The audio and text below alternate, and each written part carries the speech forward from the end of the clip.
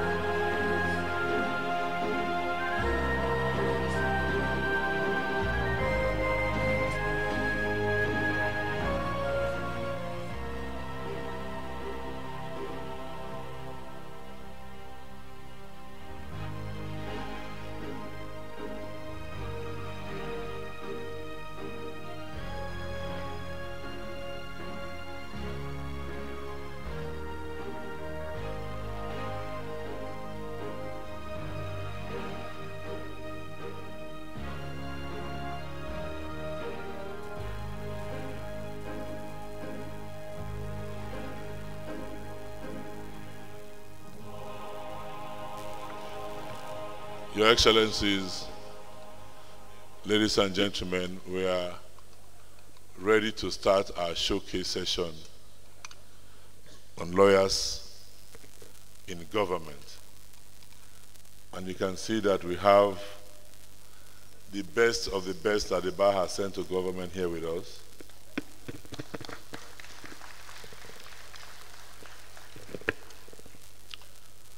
Permit me to recognize our chairman for today, the Honorable Justice Dahiru Mustafa, former Chief Justice of Nigeria.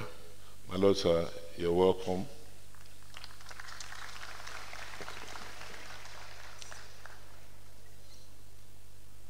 I also had the rare privilege as president of the bar of giving orders to some very senior persons today.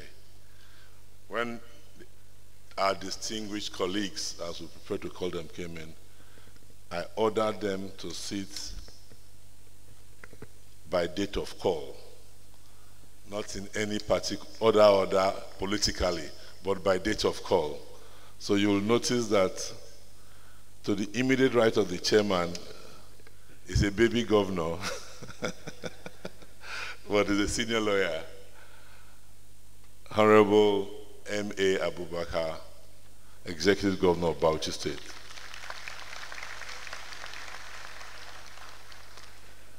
And to the left of the chairman is a retired governor, pensioner governor, our own Donald Duke, former governor, Cross River State.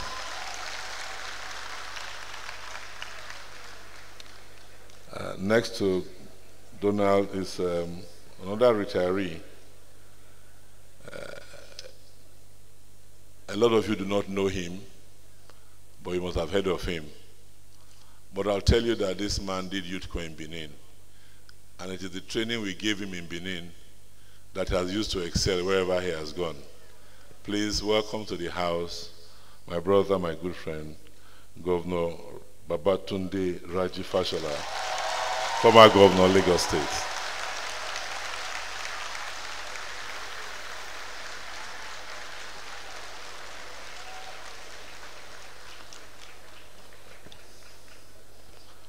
We also have in the house, there's one state that has not been ruled so far by a non-lawyer. And by the grace of God, it will continue to be so. Governor Donald Duke handed over to another lawyer, a silent achiever, a man of action and not too many words, Governor Lieli Moke, former governor, Cross River State.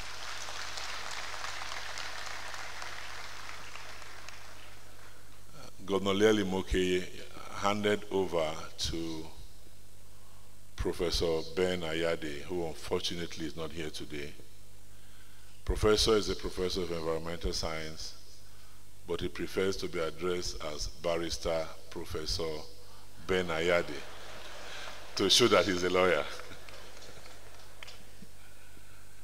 And one man that was coming here that came with members of his family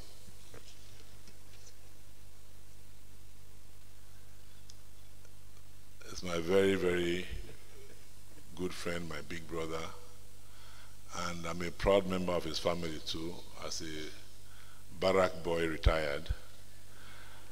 I'd like to introduce the Inspector General of Police, Solomon Arase.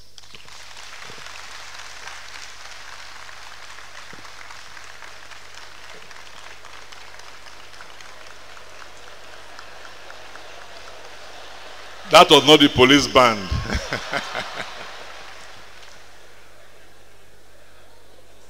We also have in the house the Governor of Uncommon Transformation, Governor Godswill Akpabio,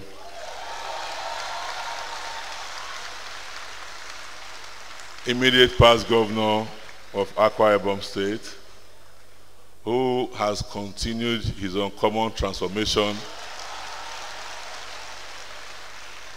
by becoming the first non-ranking senator to be a principal officer in the National Assembly.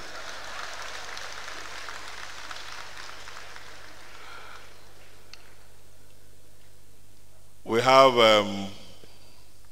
one of our own, a life bencher, a NEC member, former treasurer, former this and that in the bar, barman par excellence, a man who led the 7th Assembly creditably well in the Federal House of Representatives, who did so well there that his people called him home to become their governor. Please welcome Aminu Tambuwa,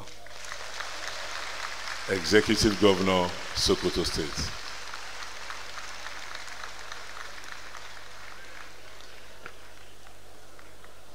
When you see the states that have lawyers as governors, you know the states that are going to develop very fast. Plateau states, they've been trying to develop, they've tried many hands, and finally they found vision, and they found a lawyer who, despite his busy schedule in court, agreed to serve his people. We have in the House Governor Simon Lalong, Executive Governor, Plateau State.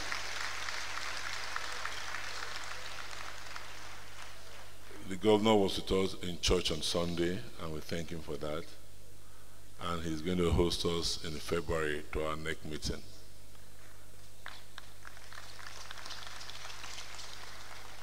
Unfortunately, some of our governors could not be here, but they are represented. We have in the House 2 of our colleagues who represent their governors in no particular order or by order of seniority. Governor Dixon is here represented by his Attorney General, Wodu, Kesema Wodu.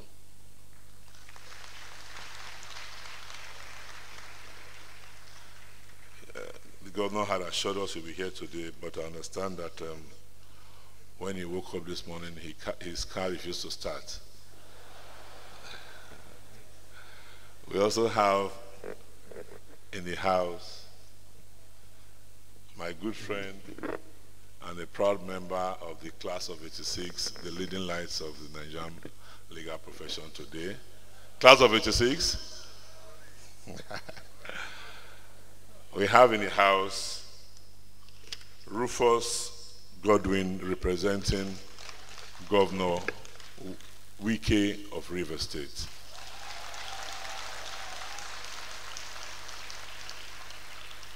Governor Wike had to make an unscheduled trip out of the country. He had promised he would be here, but we understand and that he has sent Rufus Godwin. We are grateful. Rufus Godwin, I knew him as the Solicitor General of Rivers State. I have been hearing some things, but he has not told me officially. Because to tell us that you have a new appointment as a committed barman, you know what to do.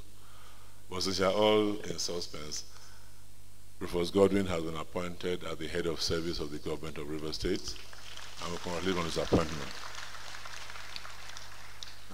That's not all. We also have another very, very committed member of the bar in the House, a man who has fought so many battles on behalf of the law, who has painstakingly helped us with our Legal Practitioners Act and so many of our legislation.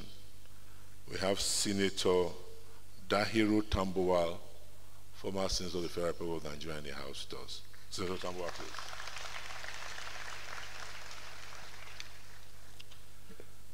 the Honorable, Right Honorable Yakubu Dogara, Speaker of the House of Representatives of the 8th Assembly, is here in spirit, but physically he's represented by one of our own, Honorable Linda Ikpeazu. You will notice that because they want to progress the 8th Assembly copied from the 7th Assembly, they got a lawyer again to be their leader. And we must continue leading wherever we go. We also have Senator Joshua Lidami, who is here representing the Senate President. We welcome him to the House also.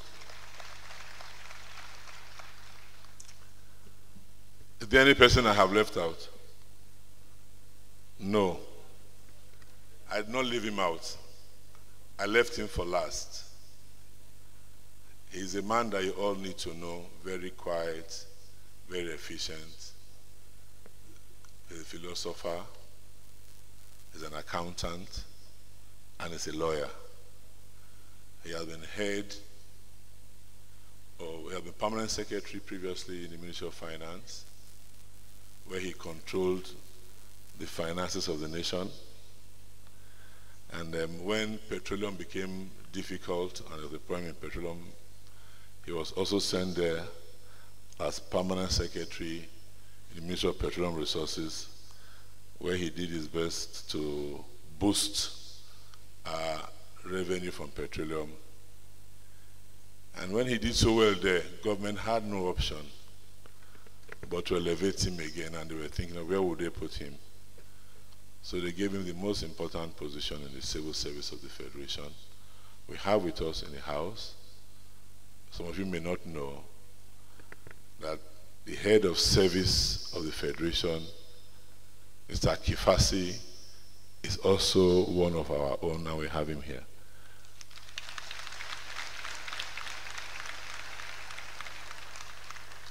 He deliberately chose to go to a quiet part of the hall because he likes to operate silently, but I know he operates always efficiently.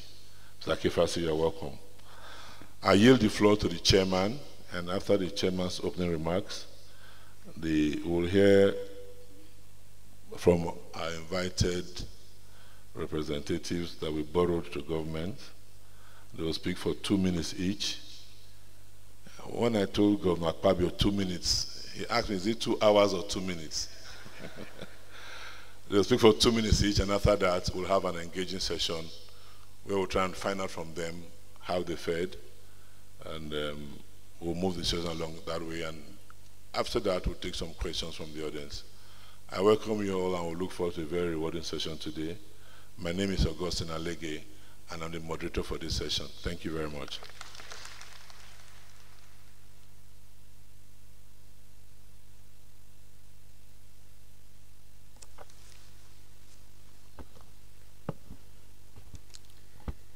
Your Excellencies, distinguished colleagues,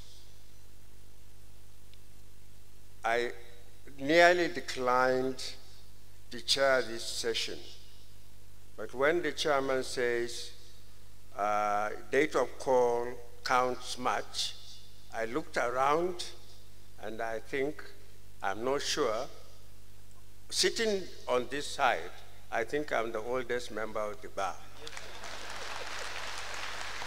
So I decided to take the challenge. The topic is lawyers in government, contribution of lawyers in public of the National Office for the National Development. It is very important and apt that there are many governors here, and perhaps there are also attorneys general. Lawyers in government, I must say first, the duty of a prosecutor in a criminal matter is not higher than his duty to see to the protection of the oppression and tyranny of government. So a lawyer in the public service, in government, is supposed to champion the cause of the ordinary common man in the street. It is not only for him to follow what the governor says, etc. Indeed, in our days, I had the privilege to serve as Attorney General in the early 70s in one of the states. It was during the military regime. And quite honestly, I will tell you, the way and the manner we used to approach our governors is quite different from what is happening today. The Constitution prescribes qualification to become Attorney General. And as such, you are not to equate yourself as any other commissioner in the service of the state, in the executive council of the state. Your duty is to advise the governor properly and in accordance with the constitutional provisions. But the way and the manner things are being done now, I have been told that some attorneys general, they do not even sit on the same place with the governor where the governor is sitting. I think that is wrong.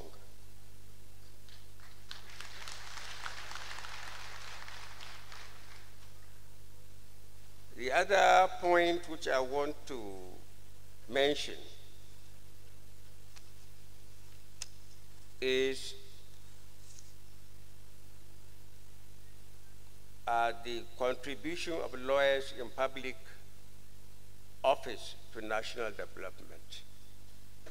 By virtue of our training and by virtue of the ethics of our profession, we have to sit up and ensure that proper governance is done in any place where we find ourselves. I understand from the chairman or president of the Bar Association that everybody has got only 2 minutes to speak. The president of the Nigerian Bar Association. So I will limit myself to these few remarks. And I thank you very much for everything. Thank you very much.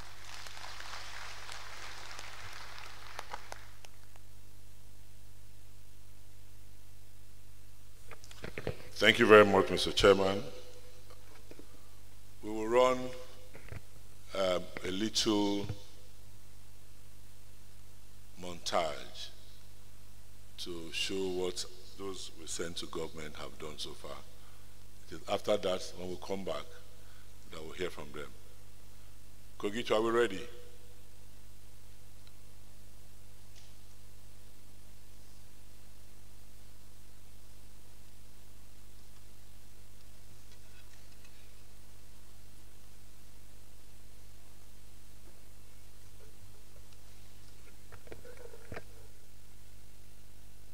(1999) to the 29th of May 2007.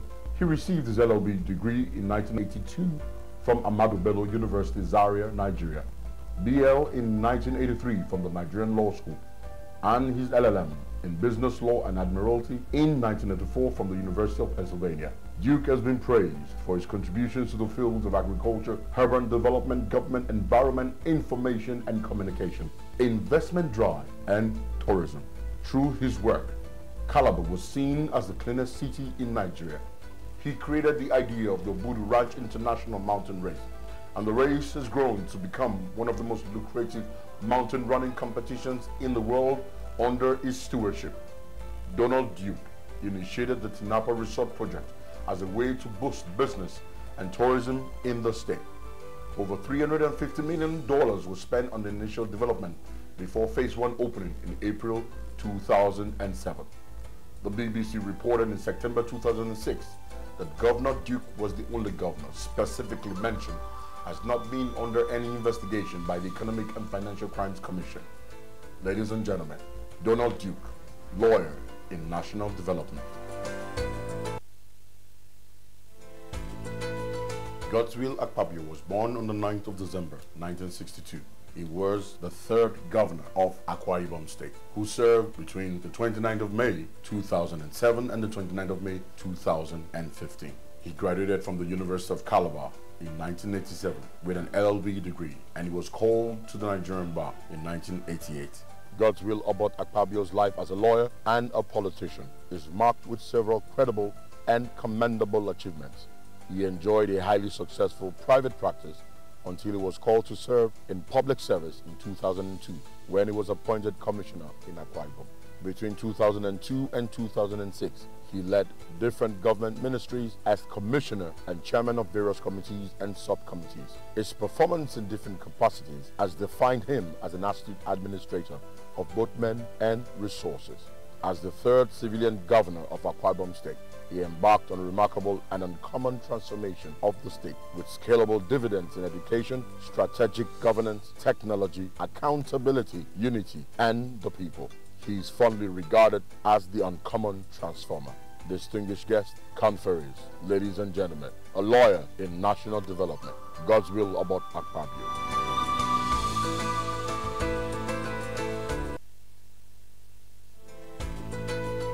Babatunde Raji Fashola was born in Lagos on the 28th of June 1963. He studied law at the University of Benin, from where he graduated with a Bachelor's of Law in 1987. He was called to the Nigerian bar as a solicitor and advocate of the Supreme Court of Nigeria in November 1988. He cut his legal teeth in the firm of Sofunde, Osakwe, Ogundipe, and Belgore, from where he traversed the legal spectrum. He's a notary public of the Supreme Court of Nigeria. Babatunde Raji Fashola commenced a 4-year tenure as Executive Governor of Lagos State in Nigeria on the 29th of May 2007, popularly referred to as BRF. He embarked on sweeping reforms in the place of governance, taxation, education reforms, water reforms, greenery, infrastructural development in Lagos. It is believed and reputed to be correct that Babatunde Raji Fashola redefined governance in Nigeria, Lagos, and the Southwest in the 21st century. Babatunde Raji Fashola concluded his 8th-year tenure on the 29th of May 2015. A lover of sports, a lover of man, a lawyer distinguished in national development. Distinguished conferees, Babatunde Raji Fashola, Senior Advocate of Nigeria.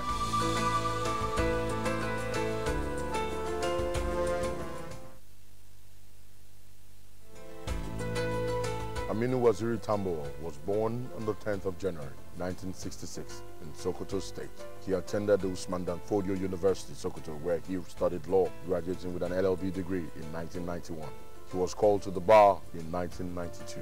Honorable Aminu Tambuwal is well-read and well-traveled as a legal practitioner with well over a decade experience under his belt before his sojourn into politics. As a politician, his strength and drive has propelled him to enjoy a political career worthy of note. His doggedness and strength has seen him grow from a personal assistant to a governor, and in between years of dedicated service. In 2003, he was elected into the House of Representatives, where he served for over a decade as well, during which he held various positions as chairman of several committees and members of other committees and subcommittees, tasked with the assignment of focusing on key sectors of the Nigerian Federation. He was elected as Speaker of the House of Representatives until 2015, when his remarkable track record led to his election as governor of Sokoto State. Distinguished invited guests, ladies and gentlemen, the Executive Governor of Sokoto State and a lawyer in national development, Honorable Aminu Waziri Tambuwal.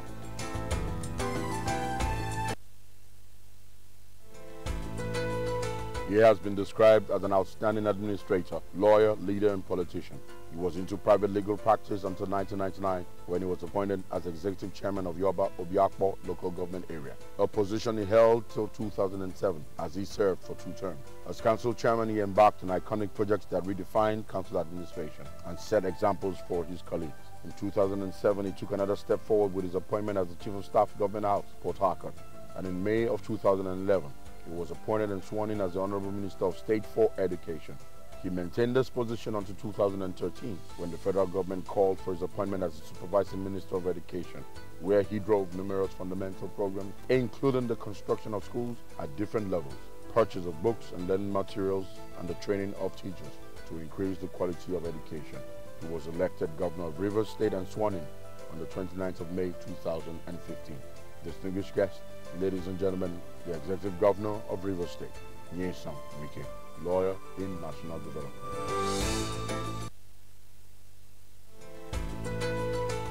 Simon Lalong is a lawyer and politician who worked in private legal practice until 1999, when he answered the call of the people of Shandam constituency to contest into the State House of Assembly of Plateau State. He was subsequently made the Speaker of the State House of Assembly in October 2000. As a Speaker, Simon Lalong's rare leadership qualities earned him the record of the longest serving Speaker in the history of Plateau State Legislature. His meritorious work as a member and Speaker of the State House of Assembly influenced the establishment of Solomon Law University, establishment of College of Agriculture, Garkawa, establishment of College of Arts, Science and Remedial Studies, Kogi, creation of additional and new chiefdoms and districts, creation of additional state, wards, private bill and establishment of structures in local government councils. He contested and won the governorship race in Plateau State in the April 2015 elections and was sworn in on the 29th of May 2015. He is a lawyer in national development. The executive governor of Plateau State, Simon Lalong.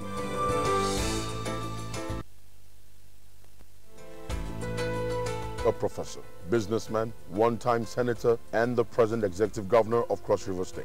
Diligence has always been a core value for Ben Ayade, as he went from an individual with an humble background to a respected lecturer and member of the academic community. During this period, he was also an environmental consultant. Subsequent appointment as chairman of the Ecological Fund and chairman of the International Institute of Environmental Research reveals the zeal for excellence in the professor.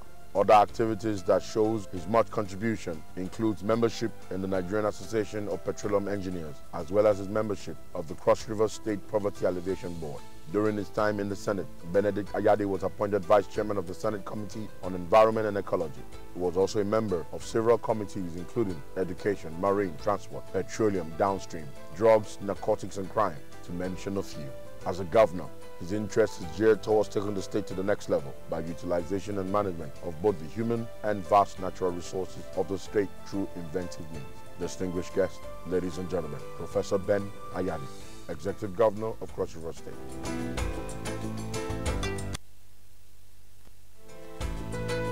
The body of experience Muhammad Abubakar carries is enough to draw envy and respect out of most. With experience over 3 decades in various fields and sectors, Muhammad Abubakar is the quintessential politician who has served actively and given remarkable efforts in the various fields of endeavor. Since 1980, Muhammad Abubakar has served in various capacities with different institutions, including the Bauchi State House of Assembly, Ministry of Justice, where he was eventually appointed Attorney General and Commissioner for Justice. He also gave commendable service during his time with INEC as Resident Electoral Commissioner in Kogi State and National Electoral Commissioner at INEC headquarters in charge of legal services, supervising Borno, Jigawa, and Yobe states. At various times during his tenure, he had been into private legal practice as well, which culminated in the establishment of managing partner of M.A. Abubakar & Co. Fortuna Chambers. This great chamber has offices in Abuja, Port Harcourt, and Bauchi. His charismatic quality, intelligence, and trustworthiness has helped propel him at various moments. And as of today, he is the executive governor of Bauchi State.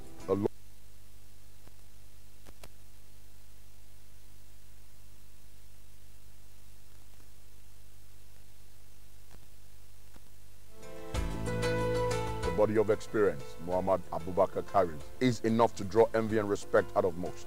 With experience over 3 decades in various fields and sectors, Muhammad Abubakar is the quintessential politician who has served actively and given remarkable efforts in the various fields of endeavor. Since 1980, Muhammad Abubakar has served in various capacities with different institutions, including the Bauchi State House of Assembly, Ministry of Justice, where he was eventually appointed Attorney General and Commissioner for Justice. He also gave commendable service during his time with INEC as Resident Electoral Commissioner in Kogi State and National Electoral Commissioner at INEC headquarters in charge of legal services, supervising Borno, Jigawa, and Yobe states.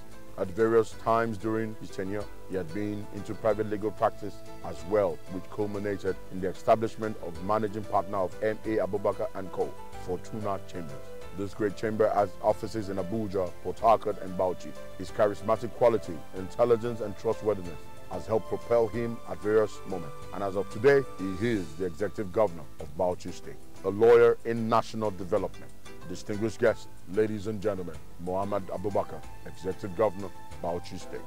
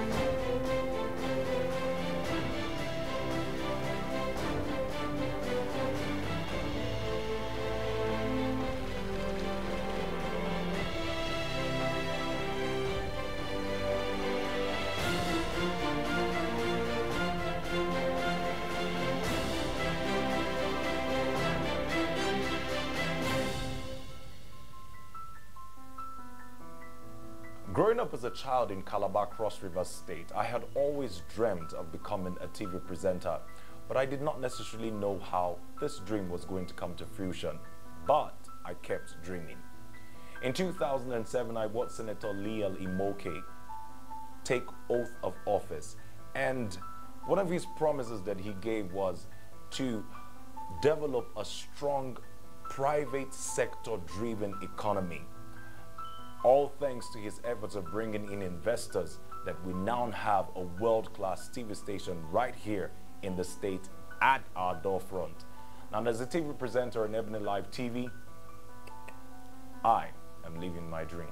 If a governor or whoever decide to go into project like education and health, it is most probably the goodwill of such a person that he has towards the youth. So I will start by thanking our governor, Senator Imoke, for putting a very wonderful ICT center in our school and for imparting more knowledge in the students, because with the aid of the ICT center, we are be able to learn more than what we have learned before. The governor don't do us well.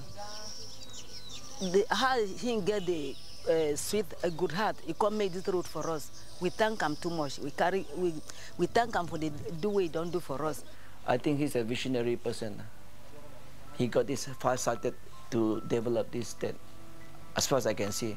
Governor Imoke came to power 2007, and the agriculture was one of his 7-point agenda. And to actually make it to play, he brought Songhai, which is into agriculture. So he has actually actualized his dream. We are very happy having a wonderful governor, Senator Liel Imoke, who has brought what we have been longing for to our own grassroots.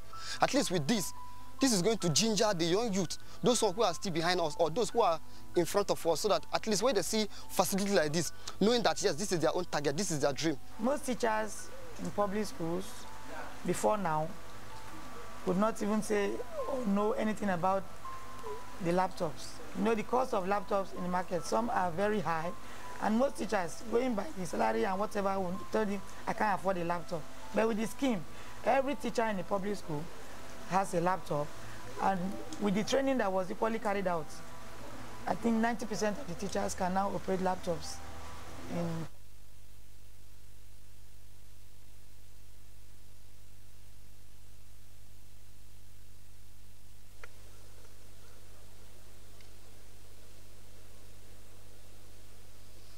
Kogichi, is your laptop bad?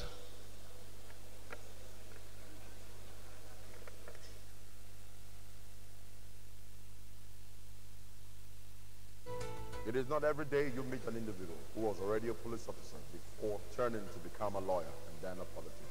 Since the late 80s, Henry Seriaki Dixon has lived a life of service, reflecting the zeal and commitment to change the lives of people around him and those with whom he comes in contact with.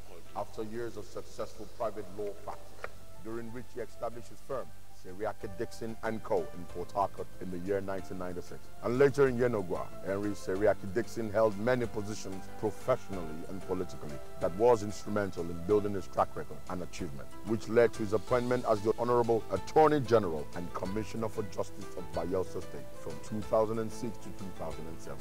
As a result of his positive impact, commitment and dedication to the state, he was elected as Honorable Minister representing Sagbama Ekeremo Federal Constituency of Bayelsa State in the House of Representatives, where he chaired the House Committee on Justice and was also a member of several committees. He was a member of the House until his election as governor in 2012. His agenda as governor has impacted several sectors of the state, especially education, economy, pollution, and people development. Distinguished invited guests, conferees, ladies and gentlemen, the Executive Governor of Bayelsa State and a lawyer in national development, Henry Seriake Dixon.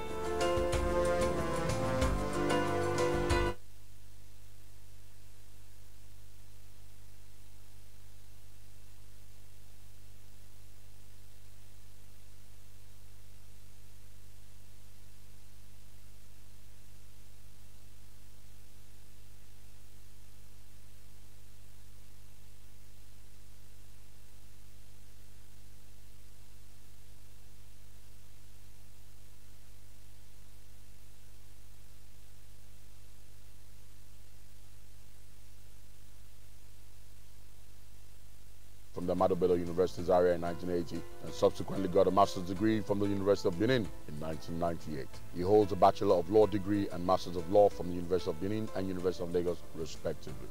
He attended the Nigerian Law School and was called to the bar in 2000. He has a master's degree in strategic studies from the University of Ibadan. He enlisted into the Nigerian Police Force on the 1st of December 1981 and then has served in various commands and formations of the Nigerian Police. Deputy Commissioner of Police, State CID, Panti Yaba, Lagos, between 2009 and 2011. He was Commissioner of Police in Akwa Ibom State Command between August 2011 and March 2012. Assistant Inspector General of Police, Force Intelligence Bureau at the Force Headquarters, Abuja, from March 2012 to August 2014. He served at the United Nations Mission in Namibia and is a Fellow of the Nigerian Defense College. Ladies and gentlemen, Mr. Solomon Arase, a lawyer in national development, and the Inspector General of Police of the Federal Republic of Nigeria.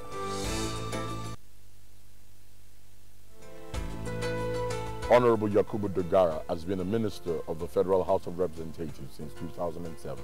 Prior to this, he was into private legal practice for over a decade before accepting the position of Special Assistant to the Minister of Transportation. After this experience at the federal level, he decided to dedicate himself to national development by contesting to represent the Bogoro Das Tafawa Balewa constituency at the Federal House of Representatives. His bid proved successful, and since then, his outstanding body of work speaks for themselves. His legislative interests include tenancy, regulating monopolies, company law, and intellectual property. He has served as a member of the House Committee on several projects, including chairing the Committee on Customs and Excise and the House Services Committee. Yakubu Dogara has also served on panels and ad hoc committees, while also exploring and sponsoring motions relating to various parts of governance. In the 8th Assembly, Honorable Yakubu Dogara emerged as the Speaker of the House of Assembly. Distinguished ladies and gentlemen, the Speaker of the House of Representatives, Honorable Yakubu Dogara.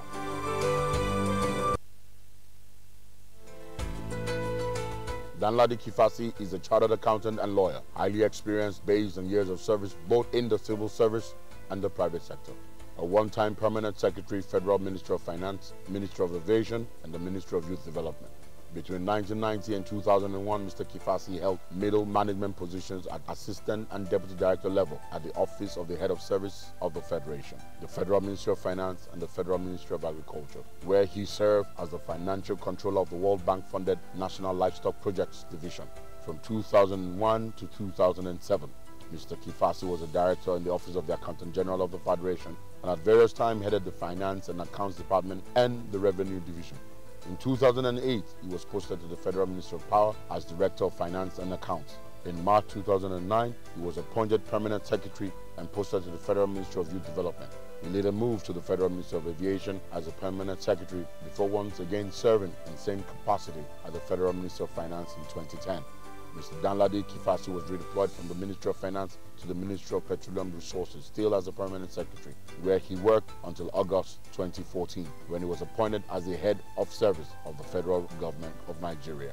Distinguished guests, ladies and gentlemen, the head of service of the federal government of Nigeria, Mr. Danladi Kifasi, a lawyer in national development.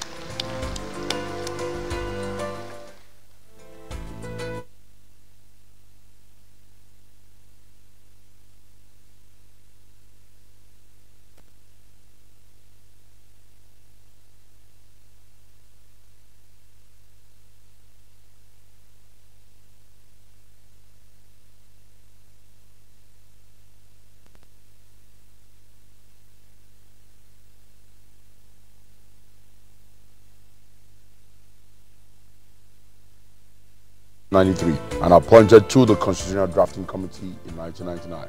Umaru Dairu Tamboa was elected senator for the Sokoto South constituency of Sokoto State, Nigeria in 2003. Re-elected in 2007 and as well in 2011. During his time in the Senate, Umaru Dairu Tamboa was appointed to committees on rules and business, judiciary, human rights, and legal matters, Independent National Electoral Commission, Health and Aviation. He sponsored a bill to amend the National Human Rights Commission Act and has sponsored and co-sponsored 5 motions and contributed incisively during debates in plenary. He is a former chairman of the Senate Committee on Judiciary, Human Rights and Legal Matters. He is a lawyer in national development. Senator Umaru Dairu Tamboa.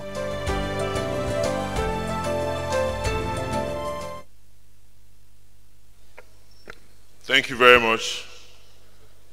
As you can see, these are new innovations, and even our technical people are challenged, but I'm sure they will get it better soon. So we'll come to the beginning of the session now. Now we know those we have in government, we know what they have done, and I think they have done very well. I think they deserve a round of applause from the House.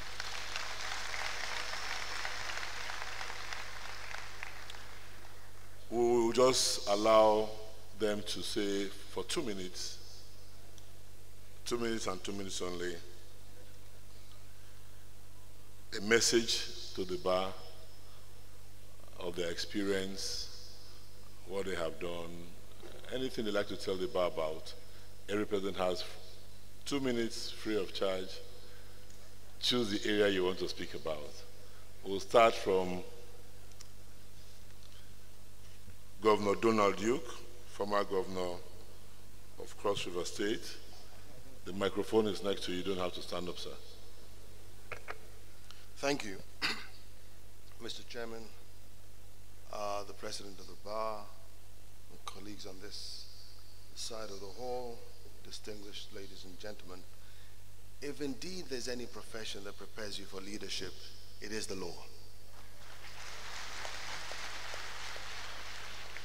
The law, by its study, prepares you for clarity of thought, for logic in thought, and erudition.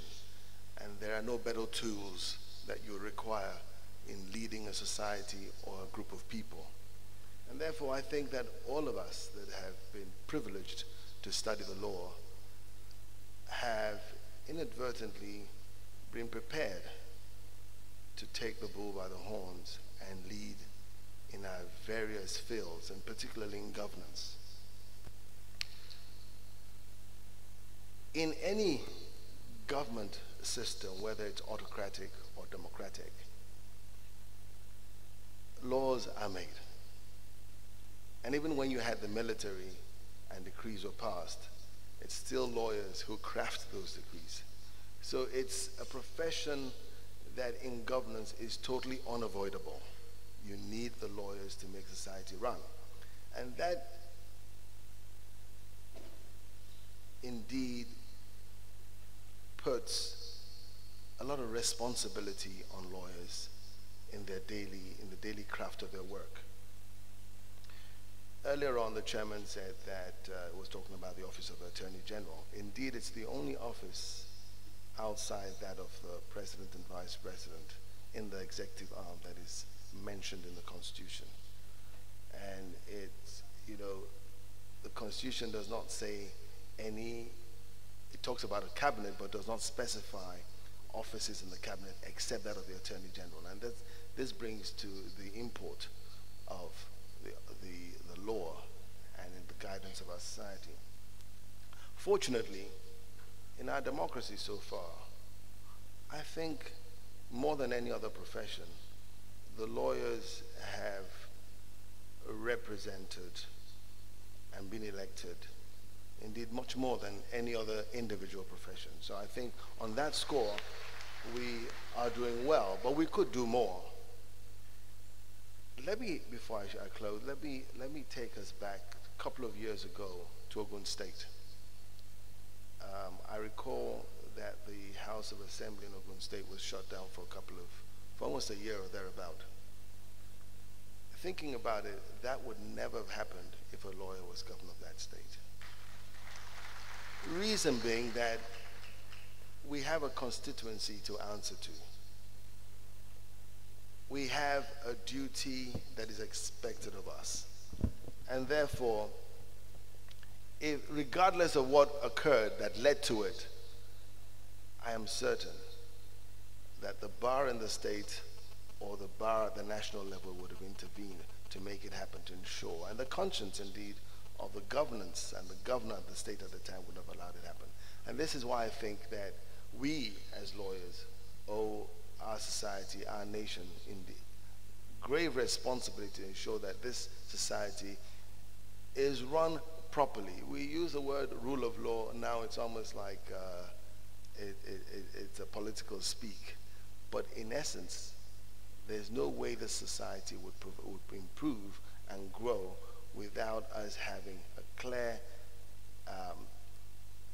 practice and impute of lawyers to make it work. I want to thank you.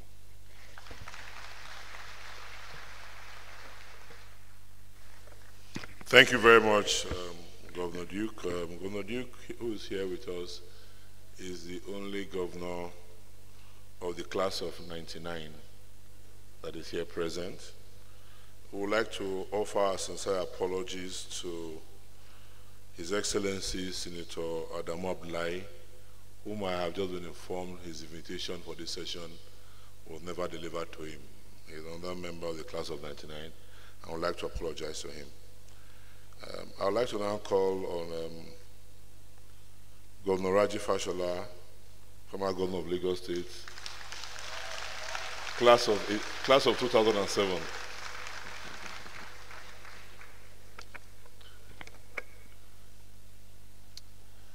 Mr. Chairman, the President of the Bar, my colleagues, distinguished ladies and gentlemen, I think that it is first fitting and proper in our developmental journey to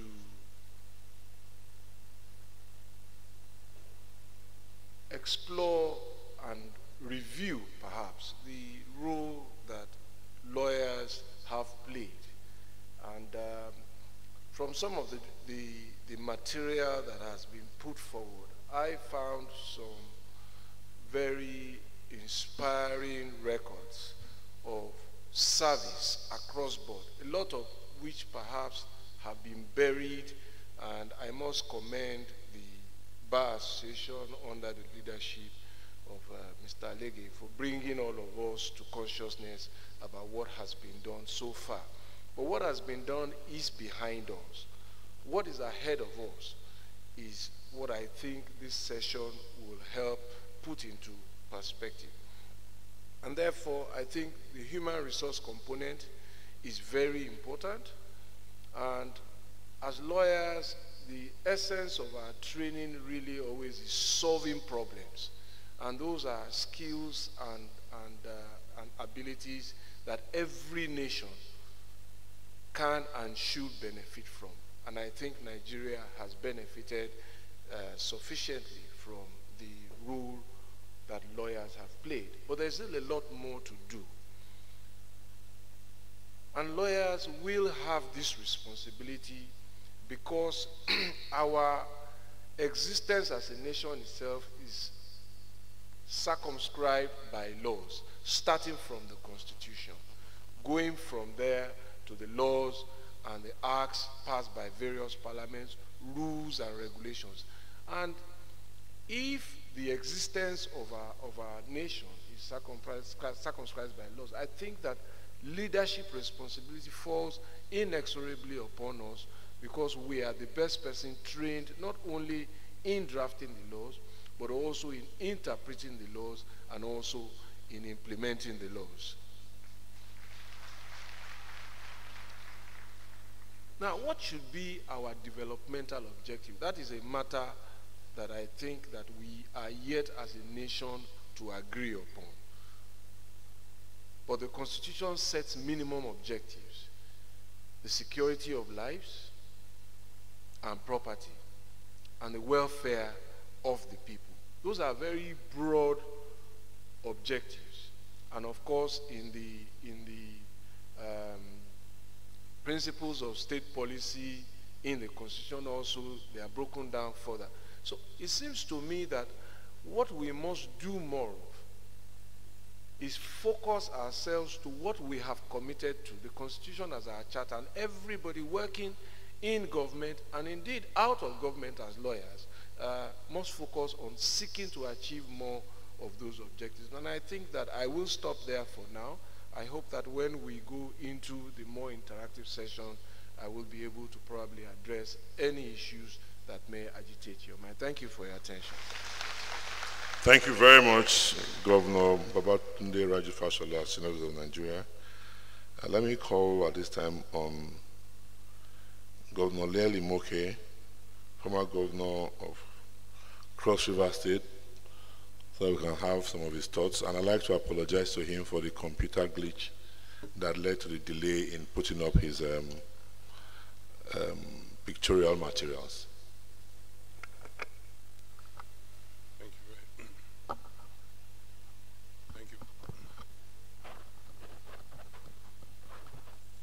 Thank you very much, President, Chairman, distinguished colleagues, ladies and gentlemen. Let me first express my appreciation for this invitation, but also just to also acknowledge some of the comments of my colleagues who've spoken earlier. I think born out of my own experience, having served at all three levels, at the National Assembly, in the Federal Executive, and then the privilege of serving in the state, I think that clearly the legal profession plays such a critical role in governance and the evolution of government. Excellency, 1 minute. It looks like the audio is low for this mic. Sorry. I can bring it a little closer. Thank you. I think we cannot overemphasize the role of the legal profession in a developing economy such as ours. And I said, born out of my own experiences, both at the three levels, serving the National Assembly, in the state, and of course at the federal level. Clearly, there are questions that still need to be addressed. There are challenges that we face as a nation, and Governor Fashola made some references to that. I think we still need to place considerable emphasis on our nation, restructuring of the Federation, and fundamental rights, which are critical. As governors, we've had the privilege of serving the people in various manners and delivering what is usually called the dividends of democracy. But oftentimes, those dividends of democracy are interpreted in different manners. But how much do we affect the lives of our people? The issue of the Federation as it is today, a review of our Constitution, and the fundamentals that hold us together are things that I still believe need to be addressed if we must develop at the pace that is expected of a nation of ours. And in saying this, I'd like to make specific reference to the critical role that the National Assembly continues to play, and the legal profession in this regard. As he has said, moving forward without dwelling on our achievements of the past, for the country to remain one to develop, we must never put aside those fundamental issues as provided in the Constitution, but also we must be broad-minded enough to appreciate the need to understand that the Constitution is a living document, needs to be reformed, needs to be interpreted, needs to be updated so that we can deliver much better than we've done in the past to the people of this country that we serve. Thank you very much. Thank you very much, Governor Imoke. I'll call on Governor Godswill Akpabio, who was a governor of Uncommon Transformation. Governor Akpabio, please, 2 minutes. Thank you very much. The Chairman of Education, Mr. President Alege, my colleagues, ladies and gentlemen. Well, I think the President is very worried about my speaking more than 2 minutes. So I will try to compress my contributions in the last 18 years in 2 minutes. First, I believe that lawyers are playing very critical roles in government. There is no government in Nigeria that does not have a lawyer as a result of the constitutional provision. The only commissioner recognized in the Nigerian Constitution is the Attorney General and Commissioner for Justice, who must be a lawyer. And so lawyers must be in government, both at the federal level and at the state levels. In terms of my contributions whilst I served, and I'm still serving, I met a lot of inputs. My training as a lawyer helped me a lot. We were able to bring up laws that changed my state and it will remain changed for the next many decades to come. We recognized what the problems were, one of which was the fact that I made a pedestrian state and I needed to change it into a destination for all Nigerians. The second was the fact that many of my people were, selling groundnuts and newspapers in streets across Nigeria. And so I had to sign the child rights law, of course the bill into law, making it mandatory that every child must receive education. And so I brought up the policy of free and compulsory education for about 7 years of my government. And I opened it up to all Nigerian children. And I made it a criminal offense for anybody to have a child of school age and not allow that child to be in school. And I think that policy is ongoing at the moment. In terms of making my state a destination, I brought about what I may call infrastructural renaissance, which has now become what is known as uncommon transformation. And then thirdly, with my knowledge of the law, I also recognize the fact that no matter the infrastructure you build, if there is no maintenance policy on ground, it will not work. And so we signed what we call the Akwa Ibom State Infrastructure Maintenance Agency. And we brought up that agency, and today it is ongoing to ensure the maintenance of what we have been able to do. And I think that is where lawyers must note that whenever God gives you an opportunity, for most of you are still very young, you must leave the place better than you met it. And so if I were to speak, I would say that, yes, indeed, that we made the law very proud, and we are still making the law proud. And today, I'm privileged to be the Senate Minority Leader, and I'll be happy to get inputs from you on how we can make better laws that will not only maintain the current infrastructure in Nigeria, but will move Nigeria forward in a bipartisan way. Mr. President, this is a fantastic session, but the time is short, and I will advise that in future, that you allow us to send in our contributions in writing, because it will help. If we do not look at what we have contributed so far in the past, then we cannot encourage those who are going into government to also make their contributions. Because I recall that when I was in a law school, we were taught that a lawyer does not need to do well, but the society must see you as doing well. Otherwise, they lose confidence in the law. And that is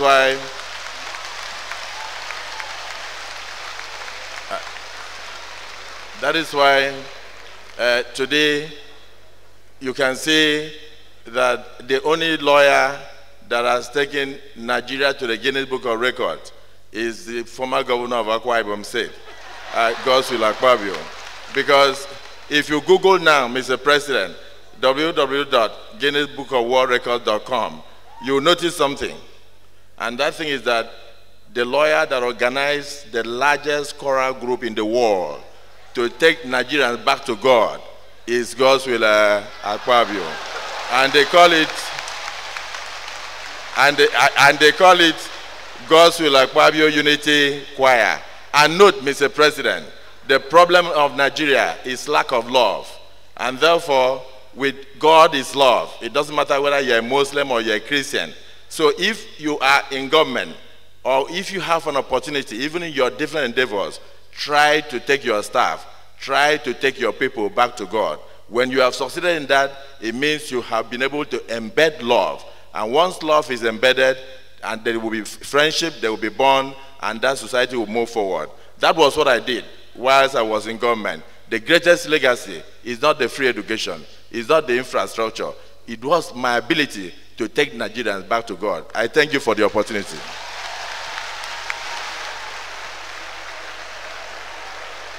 I thank you very much.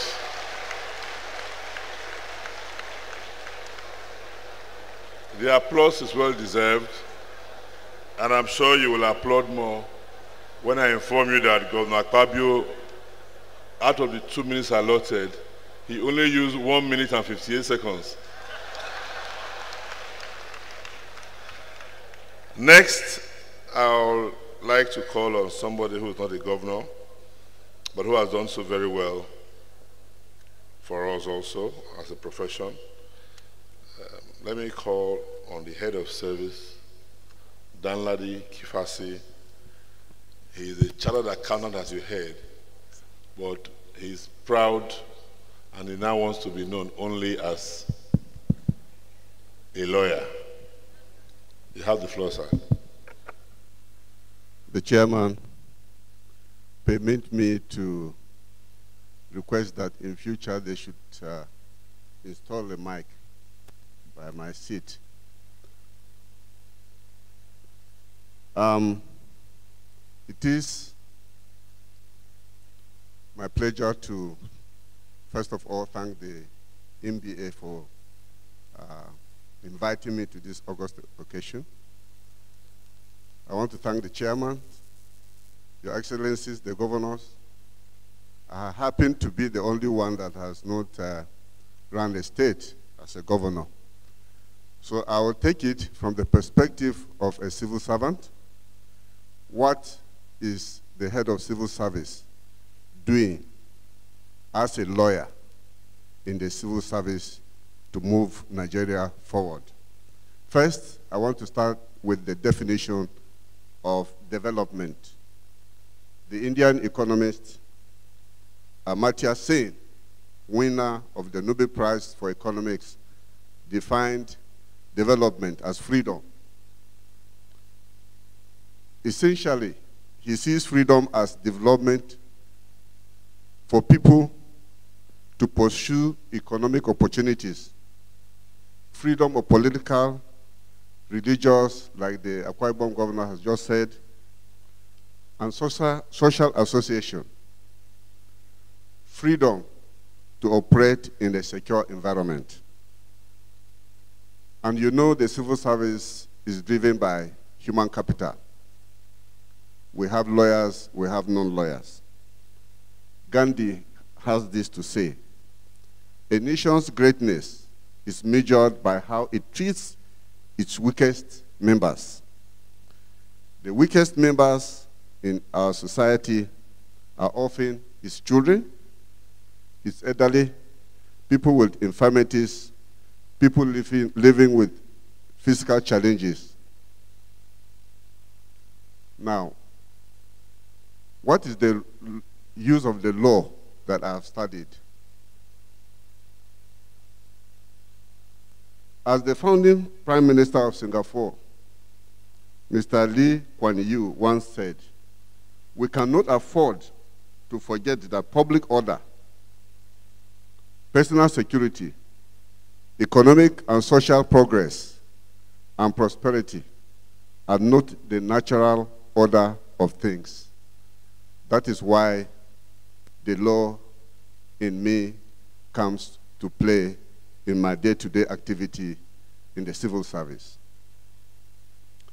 I look at my job as a trustee, and so I encourage civil servants to conduct themselves without engaging in matters of conflict of interest.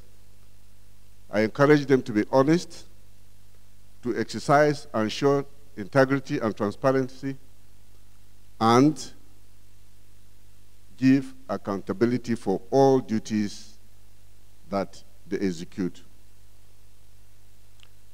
As a lawyer, I have endeavored to bring in 2 training programs.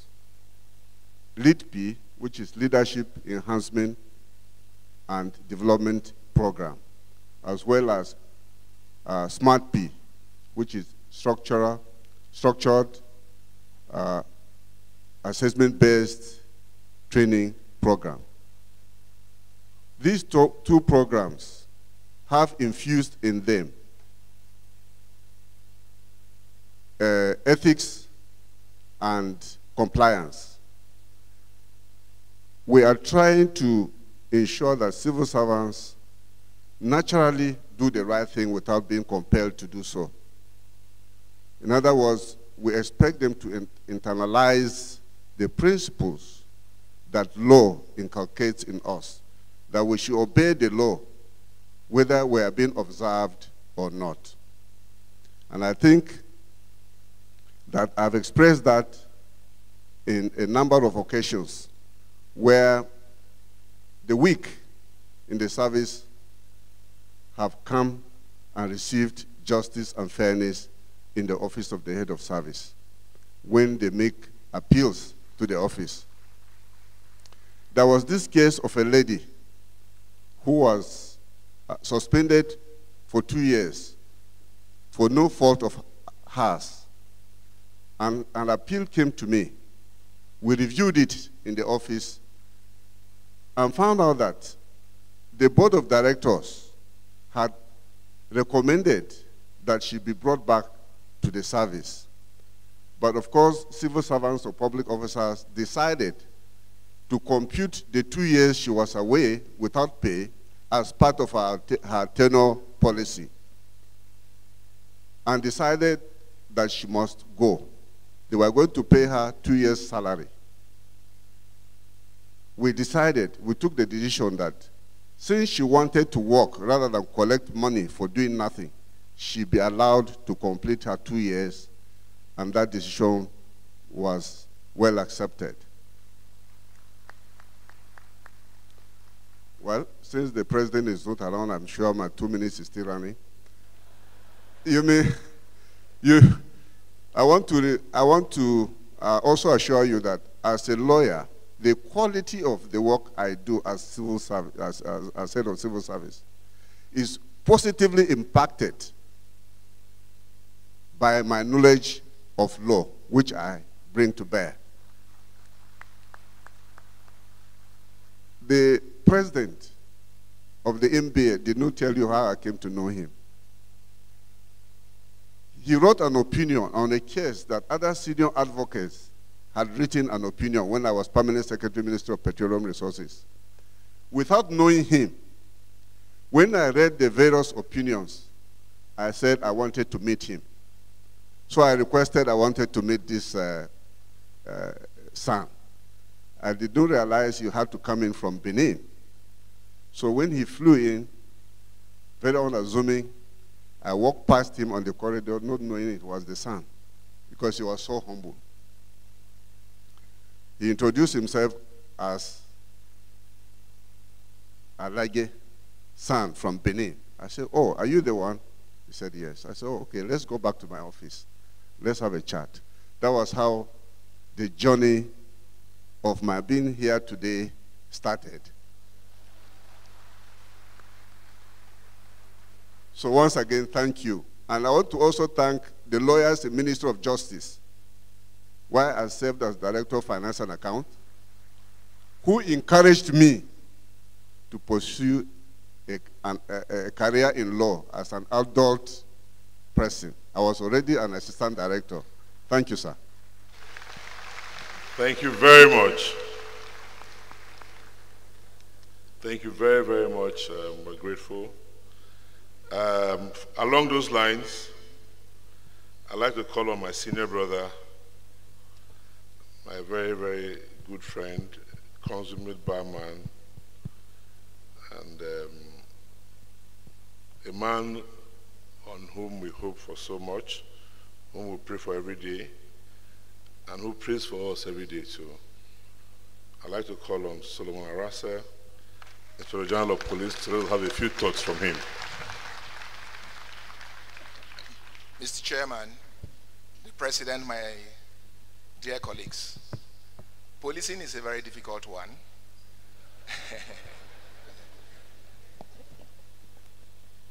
How do you enforce laws, that are made by people in government when the laws are draconian, they are bad? First and foremost, you come in conflict with members of the public. The mistrust is developed.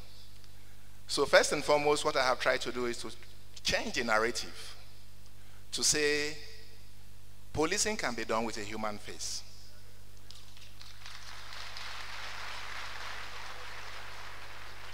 And with my intelligence and investigation background, the first thing I decided that I was going to do when I became an Inspector General of Police was to ensure that investigations in the police are intelligence-driven.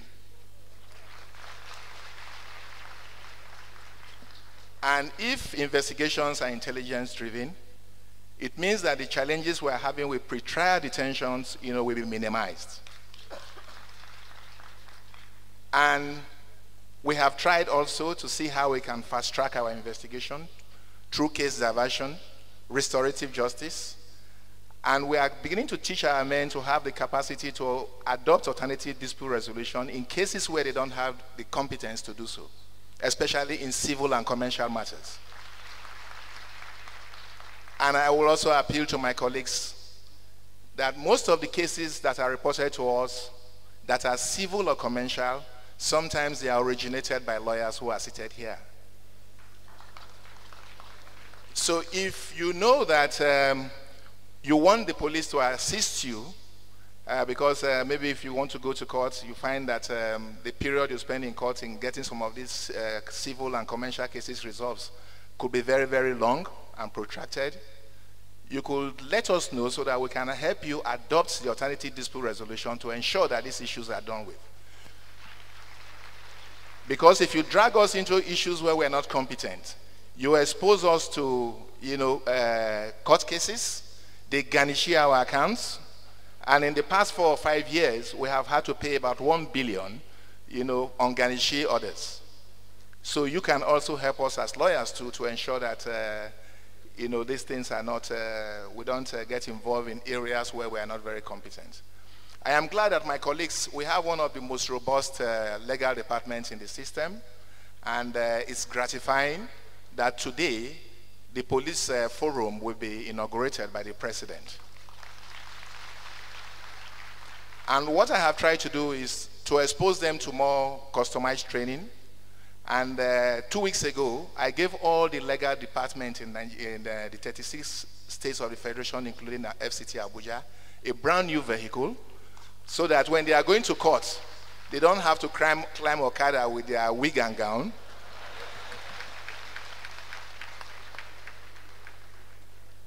So we are going to get there, and I have encouraged community partnership in policing. We cannot police the security space. Our numeric strength is not enough for us to do that. And that is why last Monday, right here in this hall, we were able to convoke the security summit that brought all traditional rulers and non-state actors together. And the message we gave to them was quite simple. Since we cannot do it alone, why can't we, leave some of them to you people to do? Matters that are within the competence of traditional rulers, can you help us do it? And that is exactly what we are going to encourage and replicate in all the states of the Federation. We've been having challenges with human rights issues. Sometimes our men, they overstep their bounds. They engage in extrajudicial,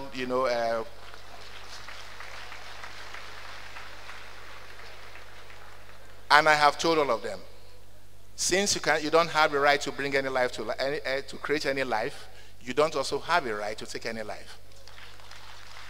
And any of them who is involved in any extrajudicial killings will ensure that it is investigated and that they are prosecuted. We should also appreciate too that the environment under which we work is very, very harsh. If you are a beat constable or you are at a checkpoint, by the time you stay for about 18 hours, sometimes, you suffer temporary insanity. So that is why we want members of the public to please appreciate the things we do. You can, as a lawyer, you can always rely on me that I will do everything that is a define of this noble profession. I thank you.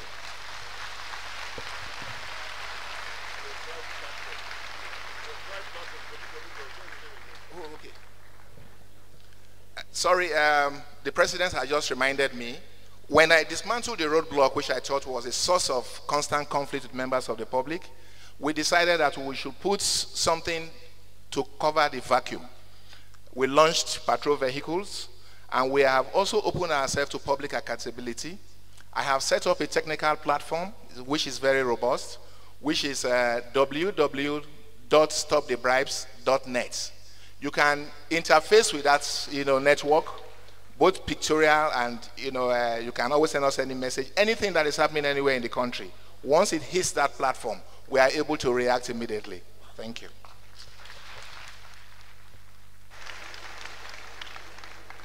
Thank you very, very much, IG. IG has been very supportive. The only request I will make from IG at this time is that lawyers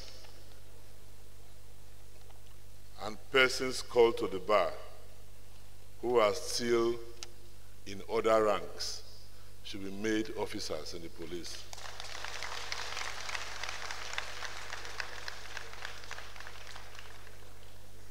If doctors, once they become medical doctors and move to officer cadre, I see no reason why the social doctors and the legal doctors should not enjoy the same. So IG, please take it up as something that you must achieve as a legacy project. Please, it's very important to all of us. Thank you very much.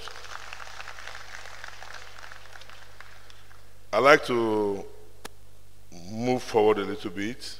I was going to call on that governor, but I've changed my mind. I'd like to call on Senator Umar Dahiru Tambuwa for his own comments.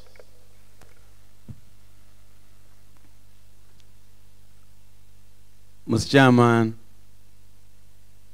my president, distinguished colleagues, our thinking here, we are here to make our own contributions, to exchange ideas, to share common views, in fact, to partner with our brothers who are not in government, so that they can learn from our own experience.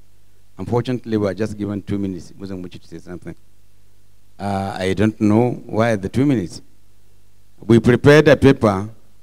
I have a document here that I thought if I am given a chance, I will go through it, and probably you may know the experience. Let me simply say, within the context of the 2 minutes given to me, I was in government in both ways. At one time, I was a commissioner in the Second Republic. That is in the executive. In the second layer, I moved. I got all the experience in constitutional making, having participated in the Constitutional Conference of 1993, and of course out of 1998, which gave birth to the current constitution in which we are operating. And I happened to be a senator for 3 consecutive terms for 12 years. And the better part of it, I was the chairman of Senate Committee on Human Rights and Legal Matters. That was the greatest challenge I could have, because it deals with the issue of human rights, issue of confirmation of appointments of judges, issue of confirmation of appointments of other officers of government that will come across, and even give legal opinions to so much complex issues. I discover from my own experience, and of course experience of others, the best place for anybody is to be a member of parliament. You will have all the experience of the world, but you need to be hardworking. You need to be a Nigerian.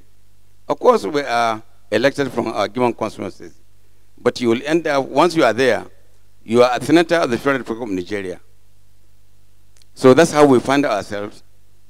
And the committee that I headed is the brain box, if one can say it, of all the bills. Because there is no day or no time when we sit, a bill will not be referred to us. Of course, some were able to see the light of the day, others may not. Of course, and again, it requires a lot of sacrifices. If you are heading something, you must give your time. You must sacrifice everything for it. Day and night, you must be reading as a lawyer. And I believe the respect we get is that because we are lawyers, in my committee, it's a committee of lawyers. So our abuse matters. Here I am comparing appointment of a Supreme Court judge. Can you imagine? With all the experience, I will have all his documents, I will have his background, his history, his everything. For me or otherwise, to do or otherwise. For us, and our abuse will be counted, whether he will scale through or otherwise. You can imagine that. Court by field, president, CJs of the Federal High Court, CJs of FCT Court, and all judicial officers. You can imagine the challenge. And of course, we discover the issue of judiciary itself is the greatest challenge facing this country. They cannot talk. They are always quiet. They are conservative by their nature. I'm very glad we have the former CJ here with us. They can hardly talk, but they need money. They need budgeting. They need to be assisted. How will it be done? It's only through the legislature, through the committees. So you will find yourself, are you working for judiciary or are you working for the legislature? Because they need money. They need to be funded in order to function. I have been hearing the complaints here for the last 2 days. I heard the CJ of Kenya, what he has said, referring to their own budgetary allocation, and equally ours has spoken. But I believe the most important issue is funding. How they will do it, I don't know. But during our own time, I think lobbying matters. They may not talk, but we need to interface. They need to contact the constituency, and their only constituency is us, members of parliament, because they should open up, even in private, so that we can be able to assist them in whatever they are doing. Sometimes you find them, they have to be comfortable in order to dispense justice. That's why we always try. Yes, I'll make sure they have get accommodation, they have get vehicles, they have get their welfare, medical treatment, everything, package. So to be a judge, yes, there must be a total package for you. And I cannot deny that kind of thing. At one time, I can say when things were so good, we elevated the budget of judiciary up to over 100 billion. Even today, when there's no money, the budget of judiciary is about 75 billion. You can imagine the challenge. And of course, so many heads of course. We even pointed, it is unfortunate. The states, some states are not following the constitution in terms of budgeting of judiciary. A governor sitting there, judiciary is supposed to be independent, under personal and church, but unfortunately, a governor will not give them money. Can you imagine this? And we rely on the federal government. We pay all the salaries for the judges. Can't you provide accommodation for them? Can't you take care of their welfare? Can you imagine the staff going on strike? Not federal government staff, state staff. Why? Because the governors are taking away the money. It's unfortunate. Very, very unfortunate. So maybe it's up to you up to your lawyers to take it up with the governors, wherever they are. Then I'll come to the issue of the rule of law, which is the most and critical thing in this life. Once we do the rule of law, the country will move forward. Impunity will go away. I don't have to be anybody. I can come from anywhere and be anybody. Once I follow the rule of law. IG has just spoken about extrajudicial killings. Why? Because there's no rule of law. I can do it and escape with it. Yesterday I was listening to a lady being harassed on sexual harassment by a police officer in the state. It was recorded in one of the Voice of America. Two police inspectors. If I were to be in the Senate, I will take it up. I will make sure those officers are prosecuted. I will write. So IG here is now, I'm very glad he has spoken. He's speaking that he's there to listen. This is one of the cases. Sexual harassment of our women and even on men. So you can see the bills or the laws that we actually pass. It can be dealing with human rights. It can be in banking. It can be on education. It can be on health. It can be on many other things. The most critical thing is that we just have to do it to move this country forward. And I think the greatest challenge is our human rights issue. Rule of law, impunity. Once we get it out, everything will be working. Maybe when we come to the session of answering questions, I will be able to do it. But let me say it, I tried as much as possible. We have the young ones coming up. Legal aid, for example. At one time, prison congestion, it was the greatest challenge in this country. I discovered, yes, Minister of Justice, we funded 8 billion naira on Minister of Justice to decongest the prison. But I discovered the money is going into the drain. So what we did, we expanded the legal aid. We expanded their scope so that they can recruit young lawyers, so that they can, justice can come closer to the people. In fact, we expanded, we discover our courts, the way they work, we have to expand the level of, the number of judges. Federal High Court, for example, now, they have about 100 judges. They can appoint up to 100 judges. They are everywhere to bring justice closer to the people. Corporate appeal, from 70 to 90.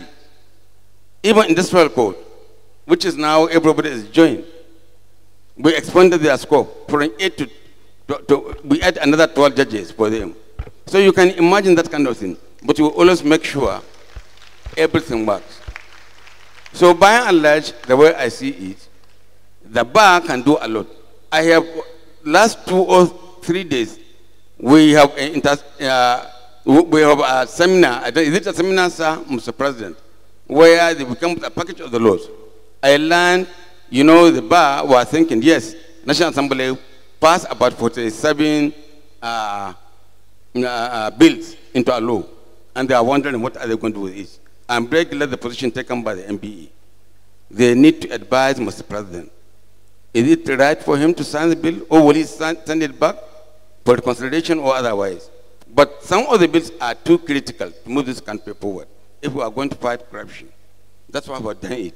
In areas of AFCC, in areas of cyber crime. I discover Nigeria. In our till light, Nigeria is the 3rd largest country in cyber crimes in this world. 3rd largest, you can imagine. So what do? We have to enact a law. See this security challenge, terrorism. The law we acted, we passed, and which now is a law, Terrorism Act. It's one of the best in this world.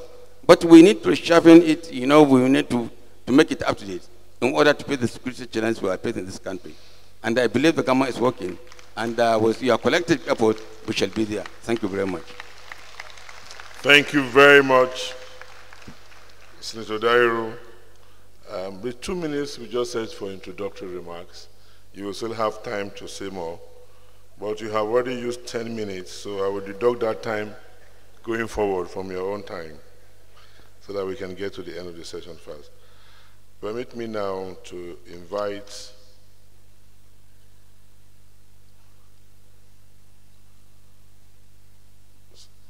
His Excellency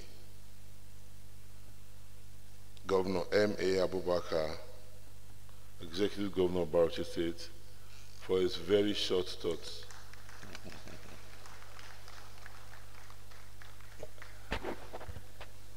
Thank you very much, Mr. President, the chairman of the occasion, distinguished colleagues.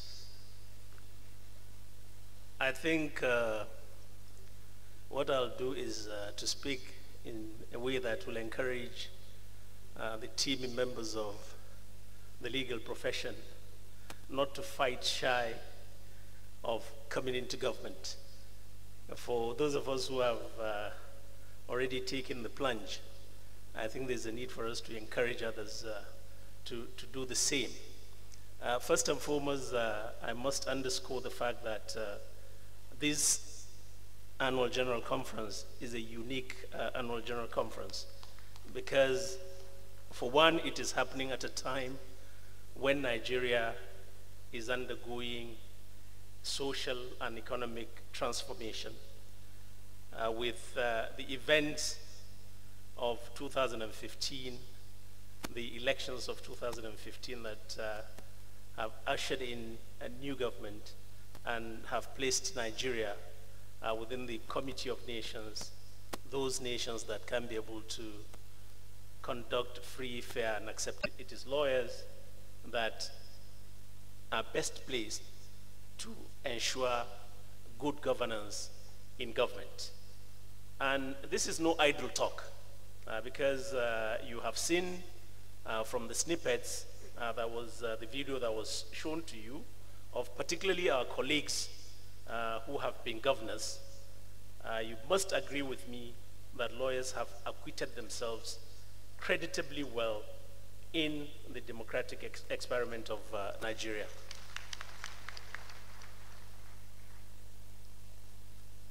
So it's so far so good for the lawyer. I believe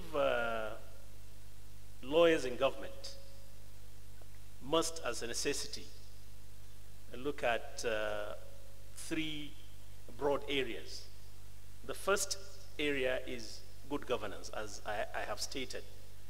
And this good governance is predicated on the rule of law, equality before the law.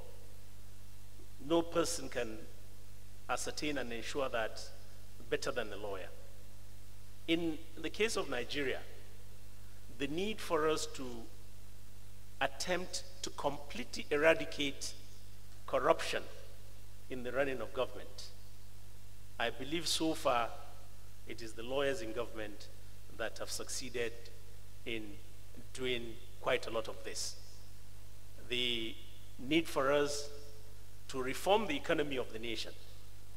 You can only reform the economy of the nation by way of a two-pronged approach. That is, reformation of the economy and the reformation of the law itself, because the law is the vehicle of the reformation of the economy of the nation. And I believe the best way this can be done, I think, with all due respect of Nigeria. Thank you very much. Thank you very much, Your Excellency.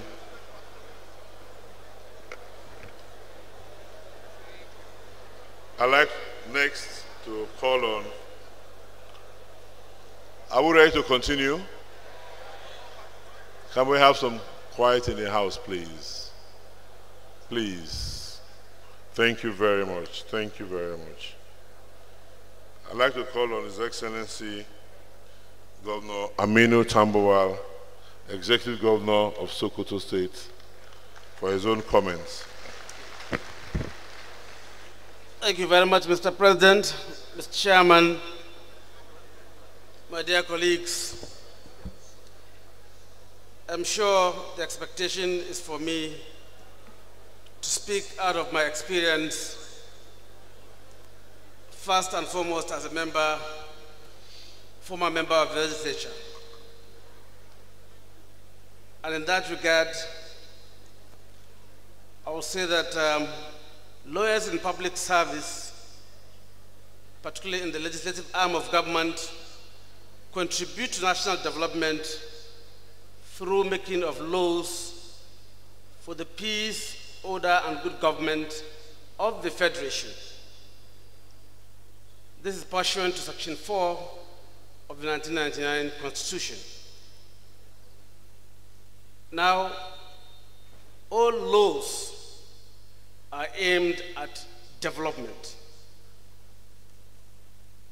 but specific mention must be made of a special type of legislation which engender and guarantee development, either of establishment and construction of schools, hospitals, seaports, roads, airports, and all of that. And that piece of legislation is the budget. A lawyer in the legislature, along with other colleagues in the parliament, contribute tremendously in ensuring that there is a workable, implementable budget for the country. And that contribution is not in any way a small contribution towards ensuring and guaranteeing development of the country. Also, members of the legal profession outside the judiciary are more needed, in my own opinion, in the legislature more than the executive arm of government, because they don't only make the laws, but even the drafting at the very initial stage of the laws has to be made by legal draftsmen who are expectedly qualified legal practitioners. So either way you take it, a lawyer is a necessity in the legislative arm of government. A member of the parliament who is not a lawyer, and even those of us who are lawyers, may necessarily require the services of a legal draftsman to embellish and ensure that the lay ideas that you have are reduced into a bill which is to be presented to the parliament. Therefore, the role of the contribution of lawyers, particularly in the legislative arm of government, is very, very significant and critical.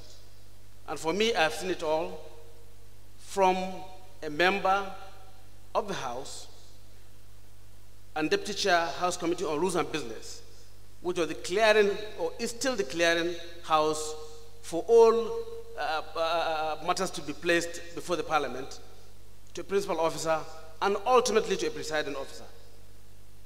I tell you that aside the grace of God that made me what I am today, the greatest weapon and virtue that assisted me to get to where I was and I am now is my being a lawyer. So, as a baby governor in Sokoto State, we are working towards ensuring that what has not been in place, like the Child Rights Act, is formally passed by the legislature in the state. All the concerns that were there before are being addressed. And in that regard, we are also making some taking some important steps in ensuring that no child is left out of formal school environment. And that's why we are attempting to sanction or to introduce some sanctions in that will now criminalize and punish parents who deliberately deny their children access to school.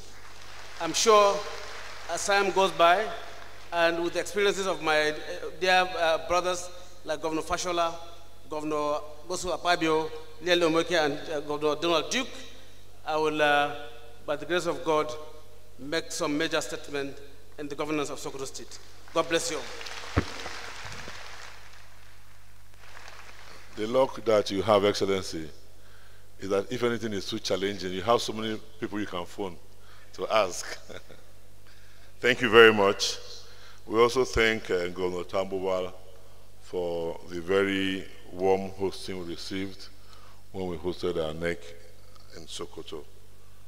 I now call on His Excellency Governor Simon Lalong Executive Governor of Plateau State, for his own comments. Thank you very much, Mr. President. My Lord, very senior members of the bar, distinguished guests, ladies and gentlemen. Let me also join my colleagues in showing appreciation for creating this opportunity. I want to thank especially the members of the legal profession in my state. I will say that something happened in Plateau State. For the first time, an opposition defeated a sitting powerful governor. Let me say, the case of Plateau State was like a case of David and Goliath. I was the David, there was a Goliath. I couldn't have done that without the support of the bar in Plateau State. And so the bar took it as a challenge, and the entire bar was supporting me, and that was why we were able to put David down on ground. To put Goliath, sorry, not David. But I know, when you put this kind of Goliath in Nigeria, we thought that Goliath was dead, but the Goliath was not dead, because the head is still there. I want to say that because of the heat of the challenges we are facing in the state. When I came in as a governor, I inherited a state that had no judiciary, completely because there was strike in the judiciary for over a year. I inherited a civil service that was already dead. All the civil servants were on strike for over a year for non-payment of salaries for about 7 or 8 months. I inherited a state that was engulfed in deep insecurity. Plateau State became a pariah state in within the states in Nigeria. So those were the challenges we had. And again, I inherited a state without fund, zero allocation. What I got was zero allocation. What I saw in the handing over note was 104 billion debt. Shortly after, the debt rose to 223. I was not discouraged. Mr. President, I was not discouraged because standards were already laid by our predecessors, especially our colleagues. I've studied and I'm following the trail and the standards set by our colleagues, especially the governor of Lagos State, Fashola.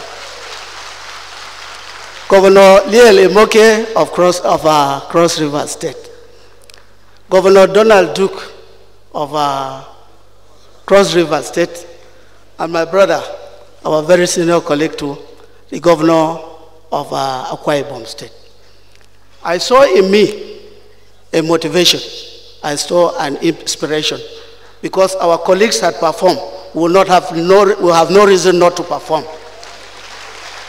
Again, I will say, Mr. President, that there is something in this country, and that is what Mr. President said, that unless we address the issue of corruption, it will be very, very difficult for us to progress. I'm a living example. Because when I saw these issues on ground, I put it as a priority in security. I thank God that again, within the bar, I was supported by the Inspector General of Police. He has been of tremendous support to us, and we're trying to summon the challenges of security. Before, people were not going to Jos, but now that even I can invite the NEC to Jos in February, it's telling you that something is happening in respect to insecurity. Now, back to what we are saying. Today in Plateau State, the judiciary is working. They have resumed work. GCON have resumed and they are working. And there is no memo that comes to me from the judiciary that I don't approve. Judges are here. I said we must reform the judiciary, and we are getting into reforming the judiciary. Courts are under renovations immediately now. And I'm encouraging them for all their allowances, all their emoluments. When it comes to me, I don't hesitate, I approve, even when we don't have money. Two, Mr. President, I'm one of the states I'm one of the states that have not received bailout. Even with the huge debts, I have not received bailout. But you surprised Mr. President to know that it is also one of the states that have paid 4 months arrears of salaries. And I promise my civil servants that very soon we'll complete the balance of the arrears for civil servants. Again, people spoke about child rights law. As a Speaker of the House, I was the only one in northern Nigeria that passed the child rights law sometimes in 2006. The only Speaker, the only House of Assembly to pass the child rights law. And I did that as a Speaker. Again, people will talk about fighting corruption. If you start fighting corruption, you are also very sure that you are going to encounter impediments towards that kind of fight. It is happening with myriads of cases here and there, but I'm not discouraged. I've embarked on it. I'm going to continue to fight corruption in my state within the confines of the law. And let me draw your attention back. When they say we're talking about rule of law, on rule of law, I was personally detained because when I refused to impeach a governor unconstitutionally in this nation, I refused to do that, and for that I paid for it, although it is paying back to me today. Because I was the only speaker that refused to do that. And when I refused to do that, I was detained for 40 days at the EFCC cell. After that, I was discharged. No offense against me, but I suffered when I was detained. And I also realized that others that did it after me, the Supreme Court declared all the impeachments null and void. As a lawyer, I hold my head very high today, that I refuse to do that. And today the legal profession is also held in very high esteem. So, briefly, I will say that we must support Mr. President to fight corruption if we want to succeed in the agenda we are preparing for this, for this nation. And finally, to say that the fate of this nation depends, I will say depends on lawyers, not even Mr. President. Because from the number 2 to governors, several governors who are lawyers, to ministers, I'm sure, when he appoints ministers, to several people occupying different positions in this country. If we fail Nigerians, there is no more hope for Nigeria as lawyers. So once more, I stand on that. We are motivated already, we are inspired, and the sky will be our limit. Thank you.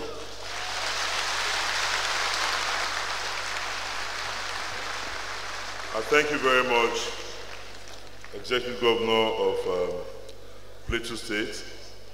But from the comments you have made, when we get to the issue of independence of the judiciary and funding the judiciary, we'll have a more robust conversation. Because we don't want any files from the judiciary going to the executive to approve. We want judiciary to be first line charge.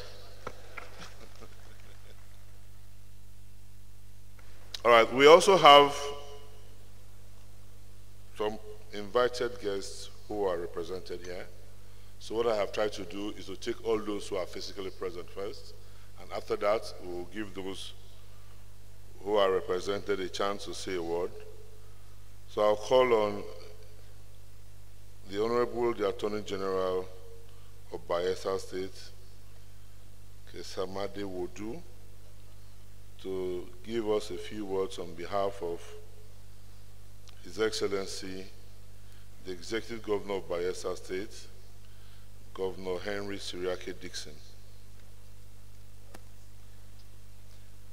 Mr. President, the Chairman of Session, colleagues, distinguished ladies and gentlemen, I have to firstly apologize for the unavoidable absence of His Excellency Honorable Henry Siriake Dixon. In fact, he did promise to be here this morning, and last night I communicated it to the President But this morning, I got a call that there were some difficulties in the transport arrangement and that I should represent him. His Excellency, the Governor of Bayelsa State, is a lawyer, and he appreciates the great role the law can play in governance and in development. And he has used it to great advantage in terms of development of the state. Upon assumption of office, the governor caused the House of Assembly to pass a law which he also signed, making it mandatory for him, the governor, and local government chairman to declare monthly their income and expenditure. And in fact, as part of that law, if there's failure on his part or the part of any such other officials to do so within 3 months, in 3 months, that constitutes an impeachable offense. So it values accountability and transparency greatly. So every month, unfailingly, that public declaration is made. And again, His Excellency the Governor is a very good manager of resources. When he became the governor, the wage bill was very high. And by using series of verification processes, that wage bill, especially for public servants and civil servants, has been reduced to the tune of about 1.4 billion monthly. And that is a position even till date. Apart from the infrastructural facilities which he has put in place as governor, a lot of schools, roads, hospitals, of course there's free education at the primary and secondary level, scholarships. He's done so much. But apart from all these, he knows that his position as a lawyer has helped him in the development of the state. And also with respect to resources management, Bayelsa State, despite its lean resources, is one of the states that has paid salaries up to date. Its Bayelsa State is not owing salaries. I thank the NBA, the President and the NBA for this wonderful opportunity. Thank you, sir. Thank you very much, the Honorable the Attorney General of Bayelsa State, former Governor General of the Legal Forces of the East. I'd like to now call on Rufus Godwins, JP, Head of Service of Rivers State Government, who is here today representing His Excellency Governor Nyesom Wike, Governor of Rivers State, for a few comments, please. My Lord, the session chairman, Your Excellencies, leaders of the bar, my fellow panelists, ladies and gentlemen, let me, on behalf of my governor, apologize for his unavoidable absence due to urgent national assignment, which the President has already taken cognizance of. It remains for me to add that he has asked me to convey his profound felicitations with the bar, of which he is not just a member, but a member of the honorable body of benchers for this epoch event. My Lord, Mr. Chairman, some mistakes should not be allowed to endure, and that is why I will hasten to correct immediately that my learned colleague from Bayelsa, who was introduced as my senior at the bar, is actually my junior at the bar.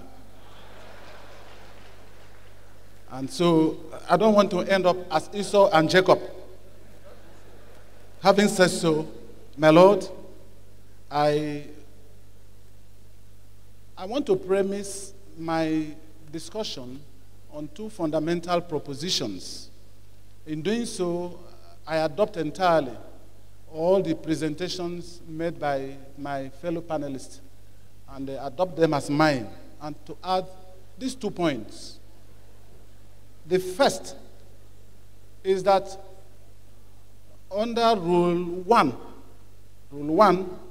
of the Rules of Professional Conduct, a lawyer is enjoined to uphold and observe the rule of law. 2, promote and foster the cause of justice. 3, maintain a high standard of professional conduct. And 4, shall not engage in any conduct which is unbecoming of a legal practitioner.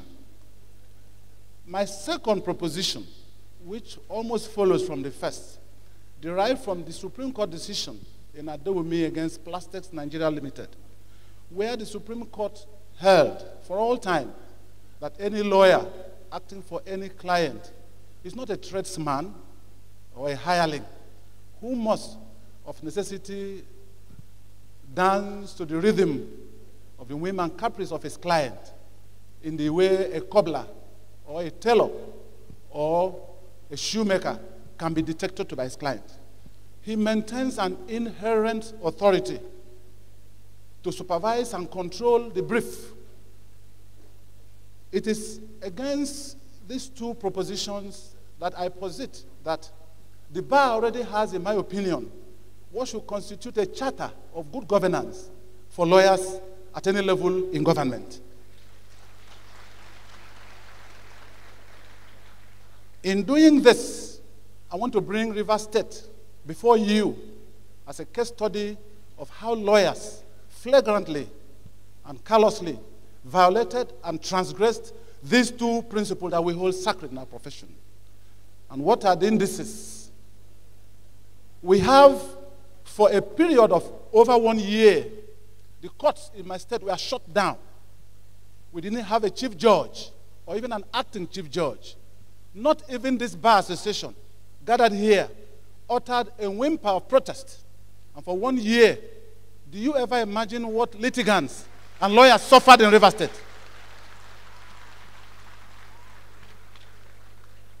And as if to rub it in, we have very eminent lawyers, some of who sit here, who were on virtual perpetual retainership, earning fat fees at the expense of my people who groaned for justice, and they had nowhere to go to because the courts have been shut down.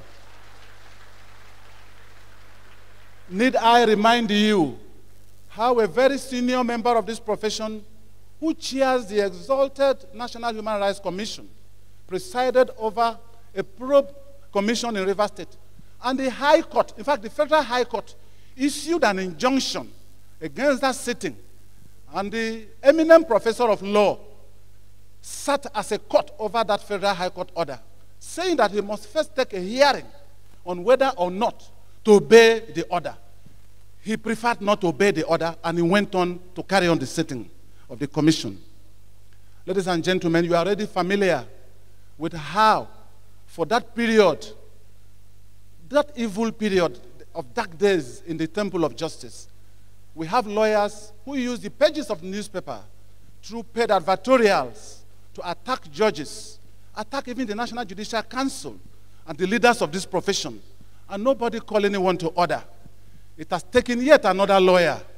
Just as the Bible says, through one man, sin came into the world. Through yet another man, salvation came unto man. It has taken yet another lawyer, my governor,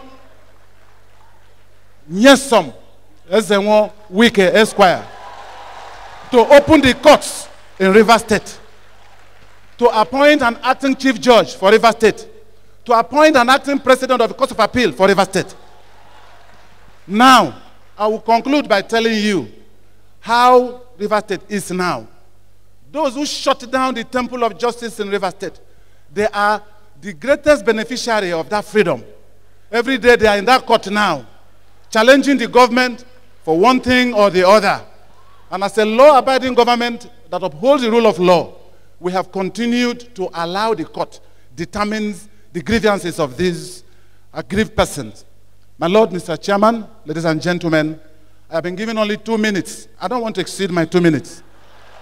I allow you to judge for yourself whether, as a profession, we have fared collectively well in ensuring the observance of these sacred principles of our noble profession. I rest my case on these principles. Thank you.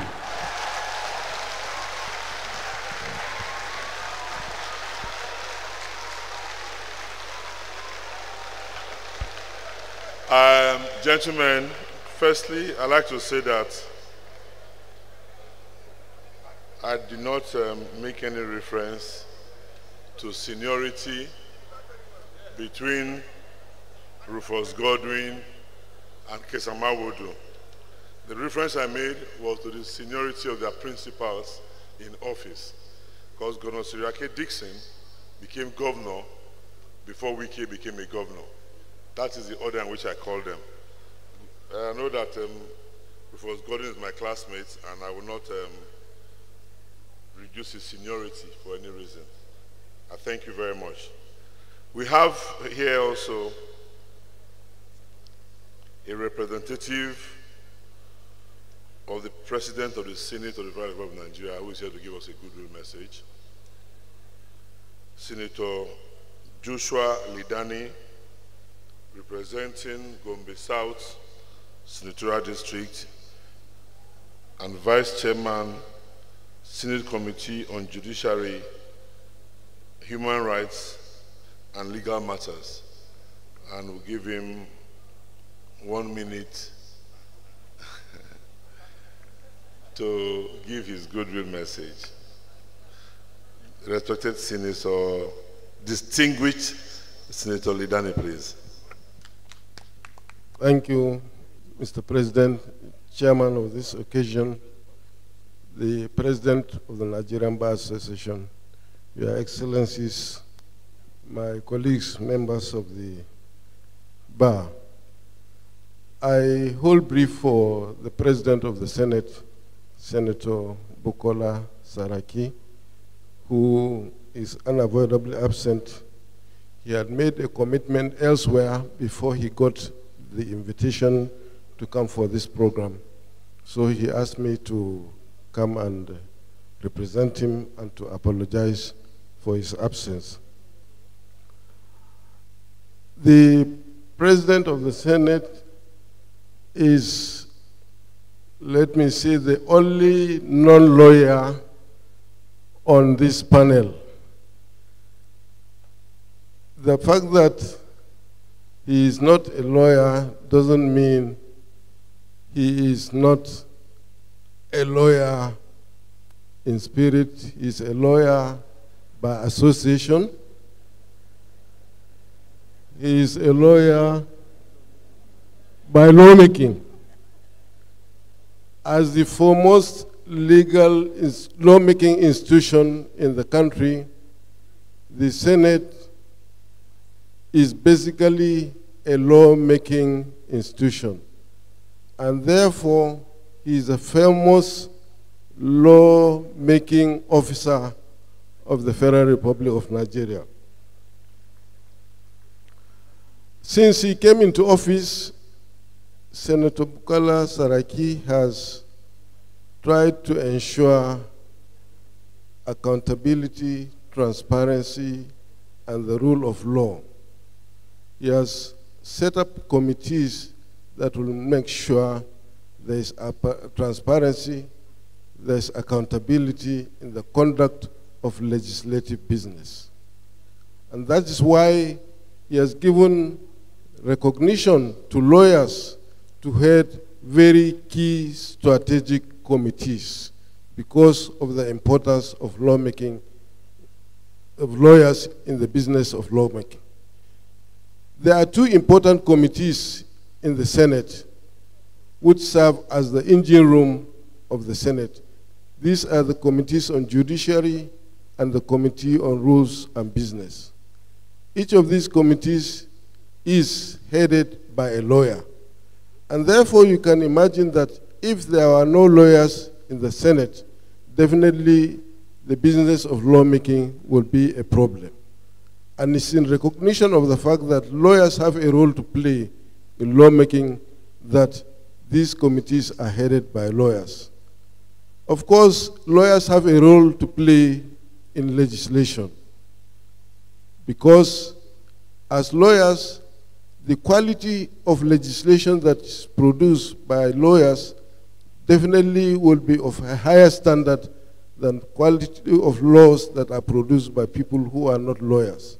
And therefore the importance of lawyers in the legislative arm of government cannot be overemphasized. But the challenge is lawyers must live above board, they must show professionalism, they must show competence, and they must show integrity. If lawyers bring to bear these qualities, definitely the issue or the matter of lawmaking or the credibility of the institutions of Senate and the House of Representatives in lawmaking in Nigeria will be greatly enhanced. Therefore, call on lawyers to take up the challenge to join the legislative arm of government so as to improve on the quality and standard of laws that are made. The challenges being faced by the National Assembly in lawmaking are mainly two. One, the laws that are passed, the bills that are passed are sent to the President for assent. We have quite a number of bills that have been passed by both houses and sent to the President for assent. Unfortunately, we are yet to receive assent on those very, very important pieces of legislation. The second challenge that we're having is the implementation of laws. Laws are passed, committees are instituted to investigate certain issues.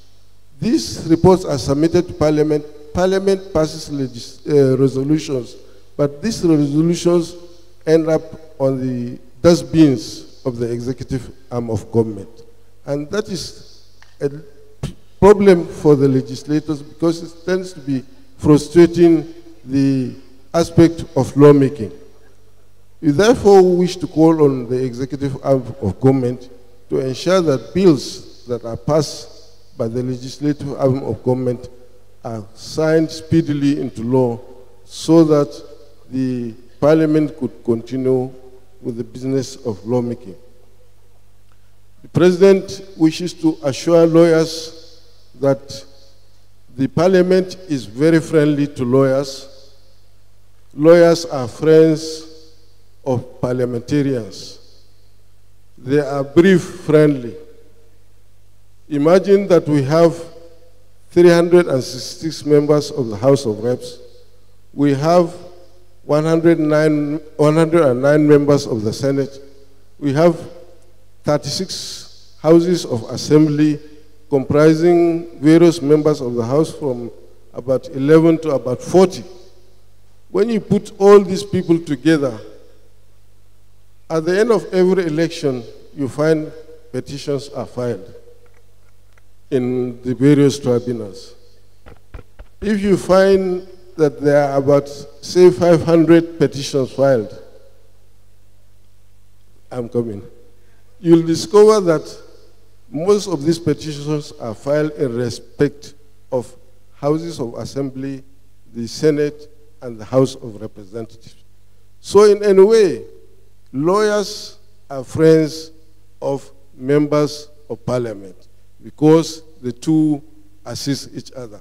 So we'd like to assure you that the members of Parliament are ready to partner with the Nigerian Bar Association in ensuring that laws that are meant for the good governance of this country are passed into law.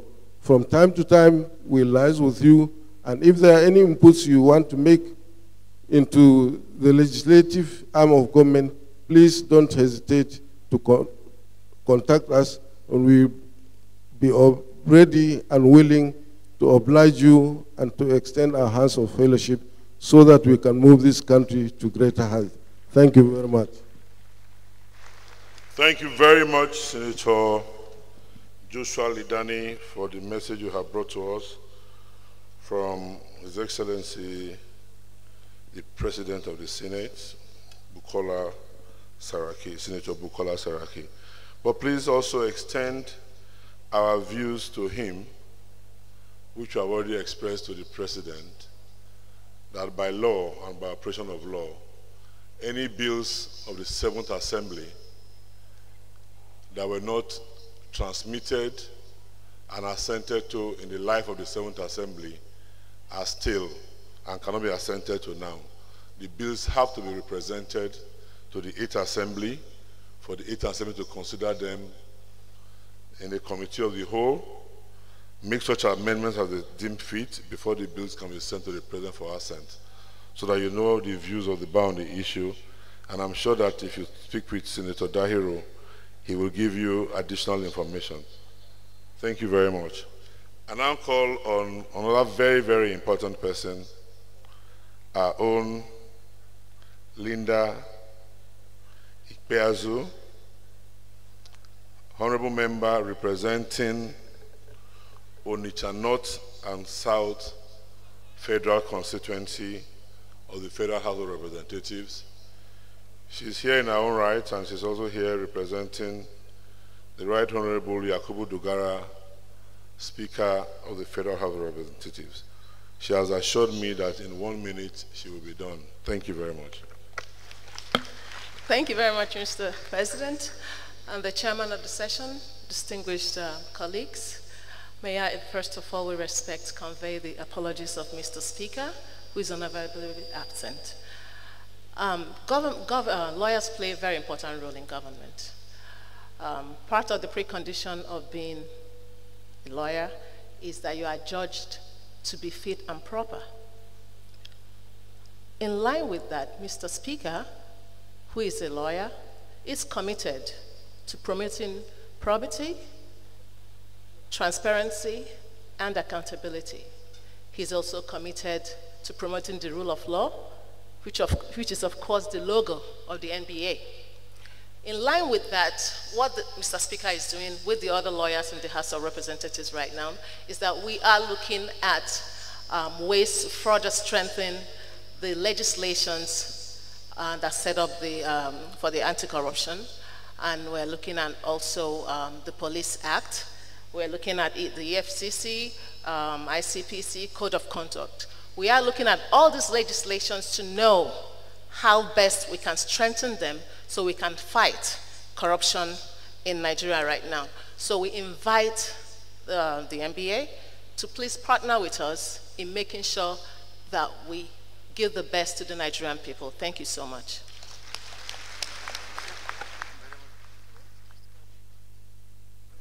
Thank you very much. Right Honorable Linda Ikpeazu, you have proved that women keep to their word. I will thank you for that.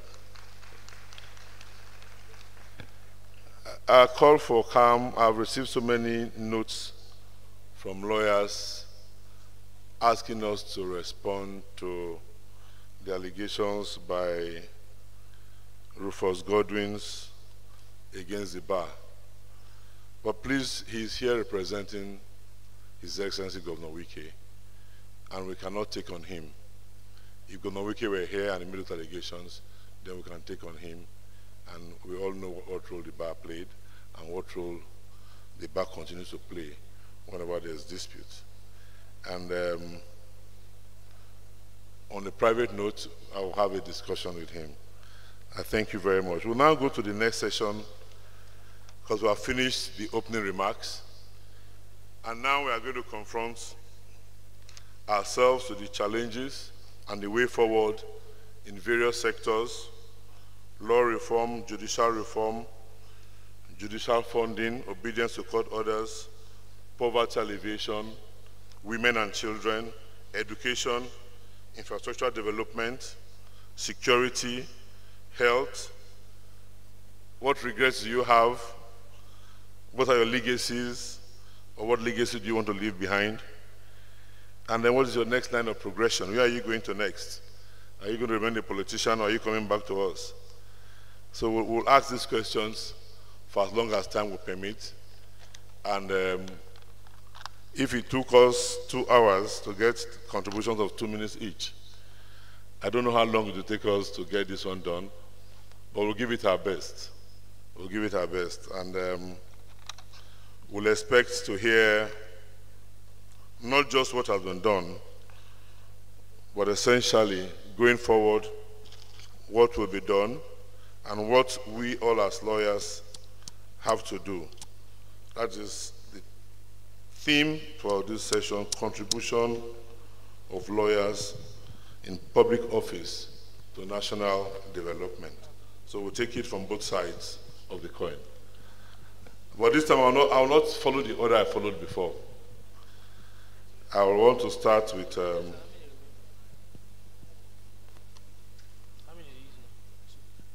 Governor Fashola this time to take us through his views going forward on law reform, judicial reform, and judicial funding, and to see if his views on the application of Section 121 of the Constitution and the judgment of Honorable Justice Ademon of the Federal High Court in the GCON against Attorney General of the Federation case in sync, and how he was able to handle that problem. Because I know that Lagos State were the first state to call off the strike when they went on strike at that time. So Governor Fashola, please, we can just take these 3 issues together: judicial reform, law reform, and judicial funding. Thank you very much. Thank you, Mr. President. And let me say first that the quality of laws generally is a function of how reflective they become of the society in which they apply. And the ability of laws, therefore, to propel society forward is often defined by how much reform is undertaken. Lagos State, where I served, has benefited from constant law revision, and up till the end of my tenure, there was an active law reform commission, and indeed, I think that we completed a reform and revision of the entire laws of Lagos State that I think were last revised sometime in 2002, so we were like 10 years or thereabouts. And the purpose also of that reform was to make the work of practitioners easier, because there was a large body of legislation that had come into force during the period that I served. We had laws like the Security Trust Fund law, we had laws like the Lagos Mortgage law, we had laws like the cremation law, all of which were new, and there were reforms of the criminal justice and administration of justice laws in Lagos State. There were new magistrate court laws, and so the essence of the reform was first to bring those body of laws into one manageable volume, comprehensive and easy for research. But to the point, law reform is necessary. Now, having not been a judicial officer, I think that I would only venture to add, as far as judicial reform is concerned, that being a platform or an organ, an institution for the enforcement of laws, it behoves the judicial arm of government also to be responsive to changes that take place in the law. And therefore, if reforms are taking place in the law that the judicial arm is enforcing, the judiciary itself must respond to the changes, not only in the law itself, but also in the society at large. And if we look at issues like court recording, for example, increasing use of technology in our daily lives, the ability then to begin to admit evidence, which thankfully I believe in a few years ago we just passed amendments to the evidence law that made that possible. And there will be many more things that will change. Even the way our courts are designed and built must be part of the reforms that must take place in the judiciary, in my own humble view.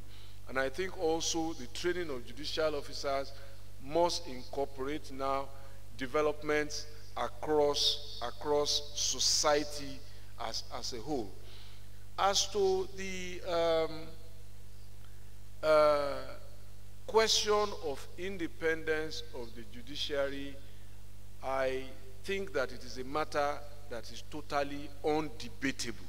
The judiciary must remain independent and unsequestered by any other arm of government. As far as the judgment of Ademola J is concerned, on advice, we appealed or challenged that decision because it was a decision which, in my humble view, did not take into cognizance the full impracticability of what was ordered. What was ordered was that we should pay monies in advance to the judicial arm, which we had not collected. That was the impracticability of it. And we must separate, and we must understand this as an inherent flaw in the Constitution that needs urgent reconsideration and correction. Because my view of it is that you cannot break the law in order to enforce the law. I agree that the judiciary should be independent. And that is really the bulwark and the fountainhead for securing the rule of law in any society. Without an independent judiciary, then all talk about rule of law becomes merely talk. But the practicality of budgeting is that budgets are estimates of what a government will spend from January to December, which is the accounting period in government.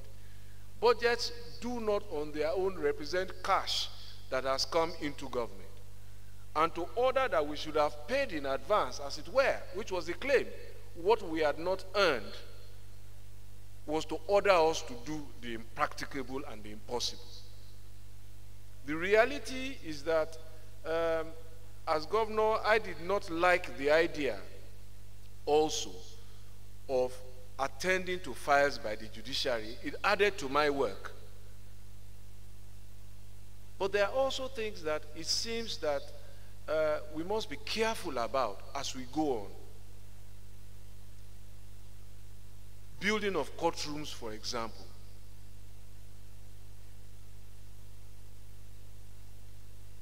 Should judicial officers be involved in the building of courtrooms? If disputes arise from those transactions, who sits in administration over them? Some of the advice I have received is that in some jurisdictions, and those are some of the things we try to do, let the Ministry of Justice, working with the Ministry of Work, deal with issues about construction. And we don't construct courts every day anyway. But issues about day-to-day running of the courts, purchase of vehicles, and all of those things, really, they should be entirely left to the judiciary. But the present Constitution, as formulated and drafted, is a limiting factor in practical implementation. And that is my take on that, and I think I am done on the three issues I've been asked to address. Thank you. Thank you very much. Unfortunately, we have spent longer than we planned to spend, and our chairman today has another engagement at 1 o'clock that he has to leave for now. So, Mr. Chairman, I believe we can permit him to go now. My Lord, we permit you, sir. The entire bar permits you to leave. And Governor Duke will take over as chairman. I know he has to catch a flight too, but he will leave soon.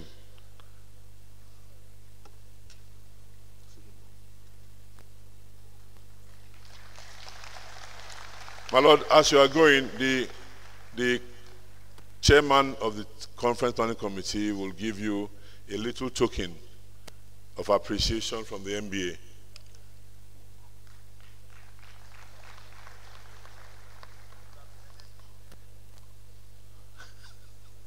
Thank you very much. We are running short of time now, but let us take these issues together. And any of the excellencies that wants to speak, I think should feel free to take on judicial reform, law reform, funding, on any of the issues we have raised: poverty, alleviation, women and children, obedience to court judgments, security, infrastructural development, health, any regrets and legacy, so that we can just rush it and go quickly. But before we get into all of that, I'd like to give the Inspector General of Police an opportunity to touch on security issues, and on this is community policing initiative, which, as we understand it, is not entrenched in any law. And as I heard recently, the Police Act was last amended, is it 1908 or 19? And the last attempt to amend the Police Act was in 2006. Since 2007 till date, the amendment of the Police Act has not even come up before the National Assembly. And for the police to do all the good things you have so ably set out, there's an urgent need to amend the Act. We say this because the position the NBA is taking is, if we see a need, we will act. And we do not want to act without you. So we'd like to know your views before we take any decision. IG, sir. Thank you very much, Mr. President. Let me start from the Police Act. I was just discussing with Honorable Linda now. It was aborted in the 7th Assembly, and the Speaker has promised that he's going to resuscitate it. And I think I should rely on the MBA for you people to be able to drive it.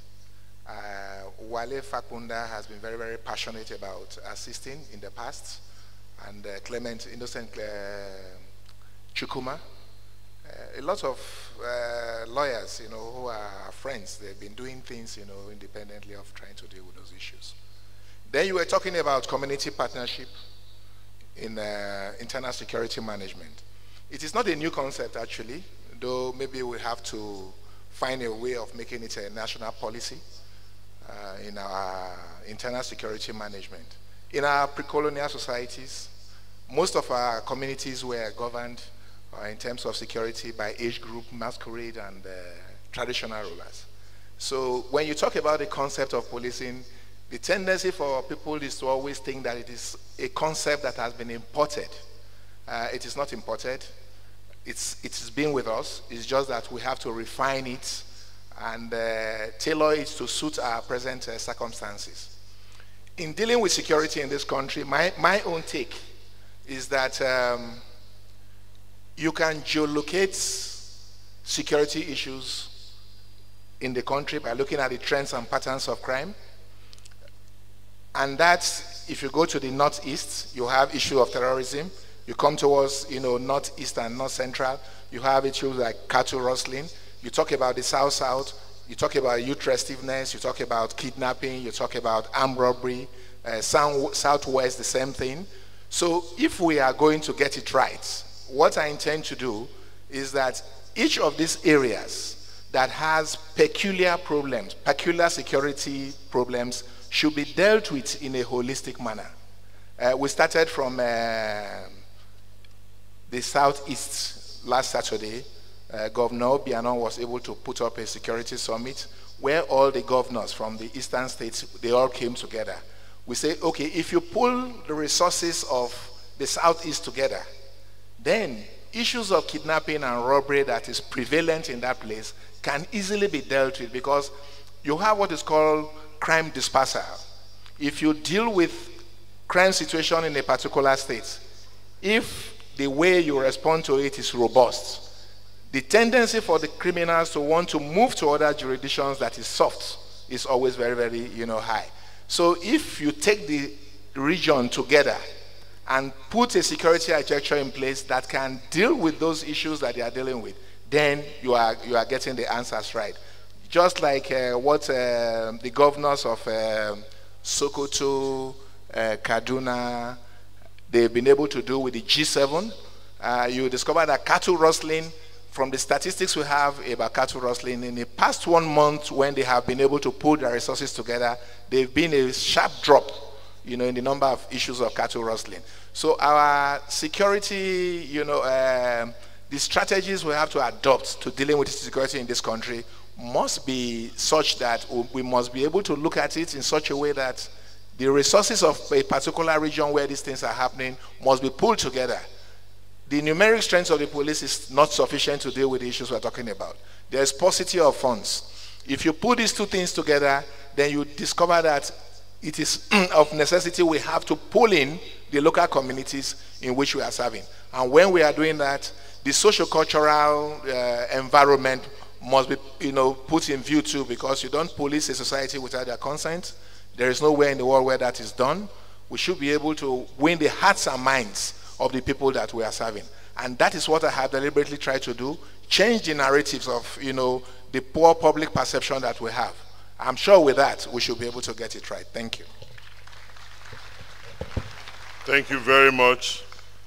The clapping started from the other side and extended to police officers.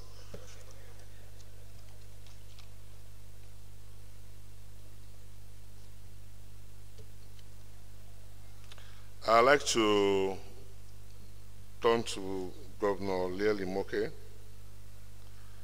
If he can give us an insight on how he dealt with issues of health in Cross River State while he was governor, and what advice he has going forward on dealing with issues of health, because you know that that's one of the challenges we have all over the country. Since we cannot talk about everything, and then if you can tell us what he considers his regrets, and then what legacy did he leave for the people.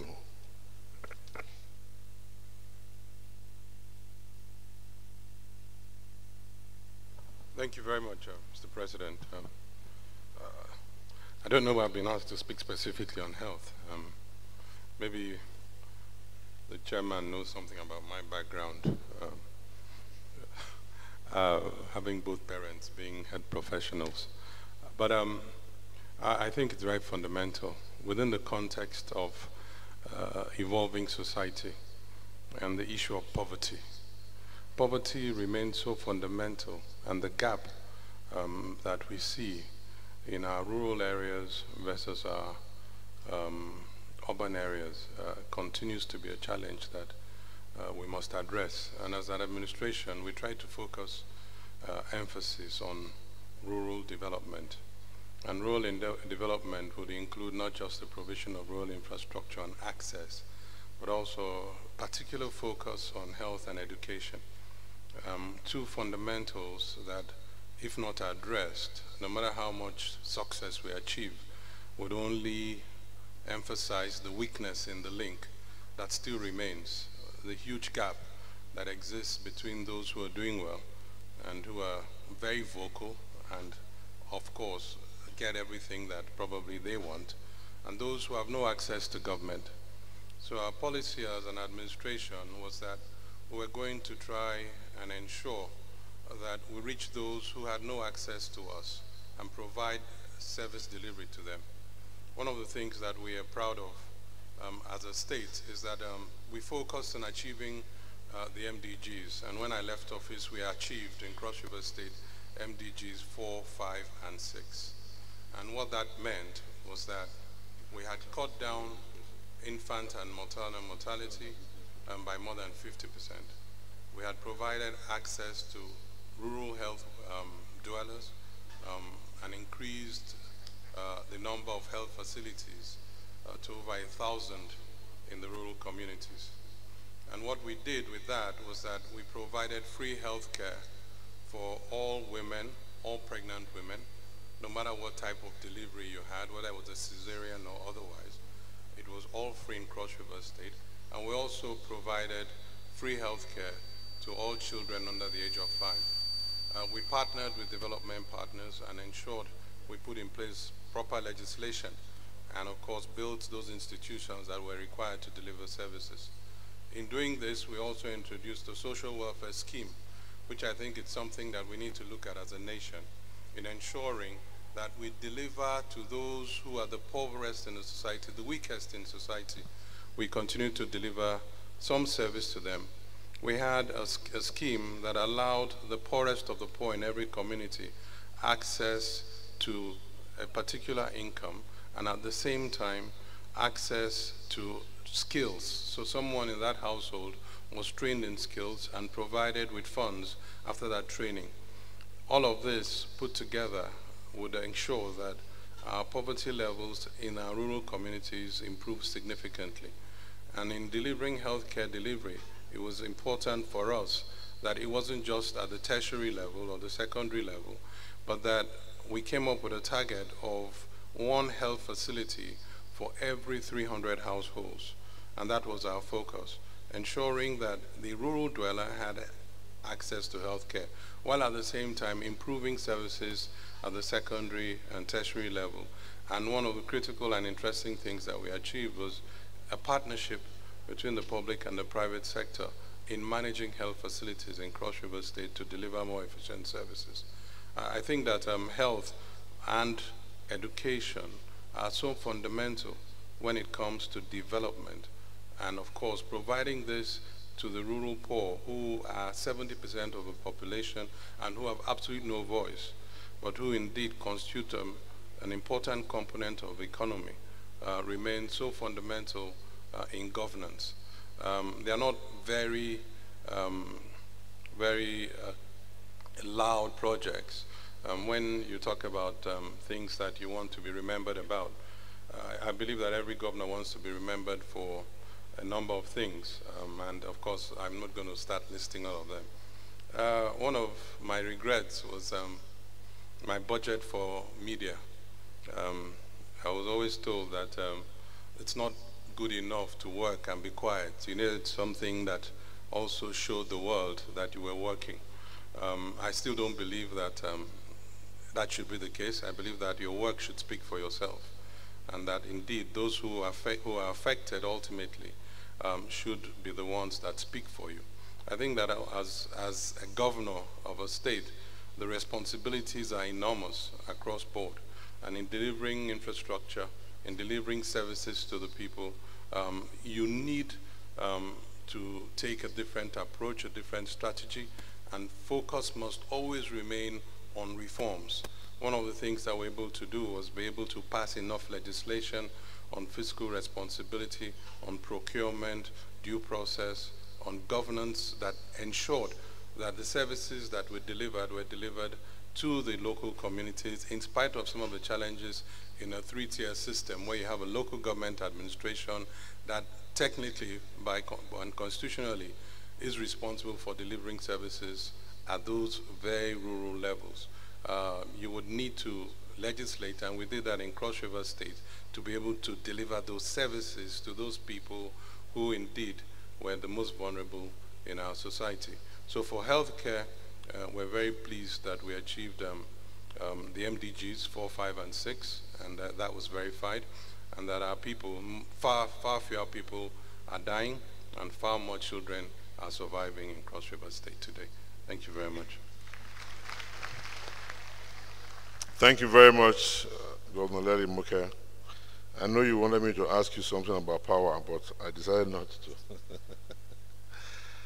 I'd like to move on to Governor Godswill Akpabio. We know he built a wonderful stadium in Uyo, and he did many road projects and multiple infrastructural developments in Akwa Ibom State. We already know that. But what we don't know and want to know today is what he did in respect of poverty alleviation and what he did for the women and children of Akwa Ibom, and what advice he has for his brother governors who have just come into office in dealing with those issues. Governor Akpabio, please. Thank you, Mr. President. It's a slight sabotage.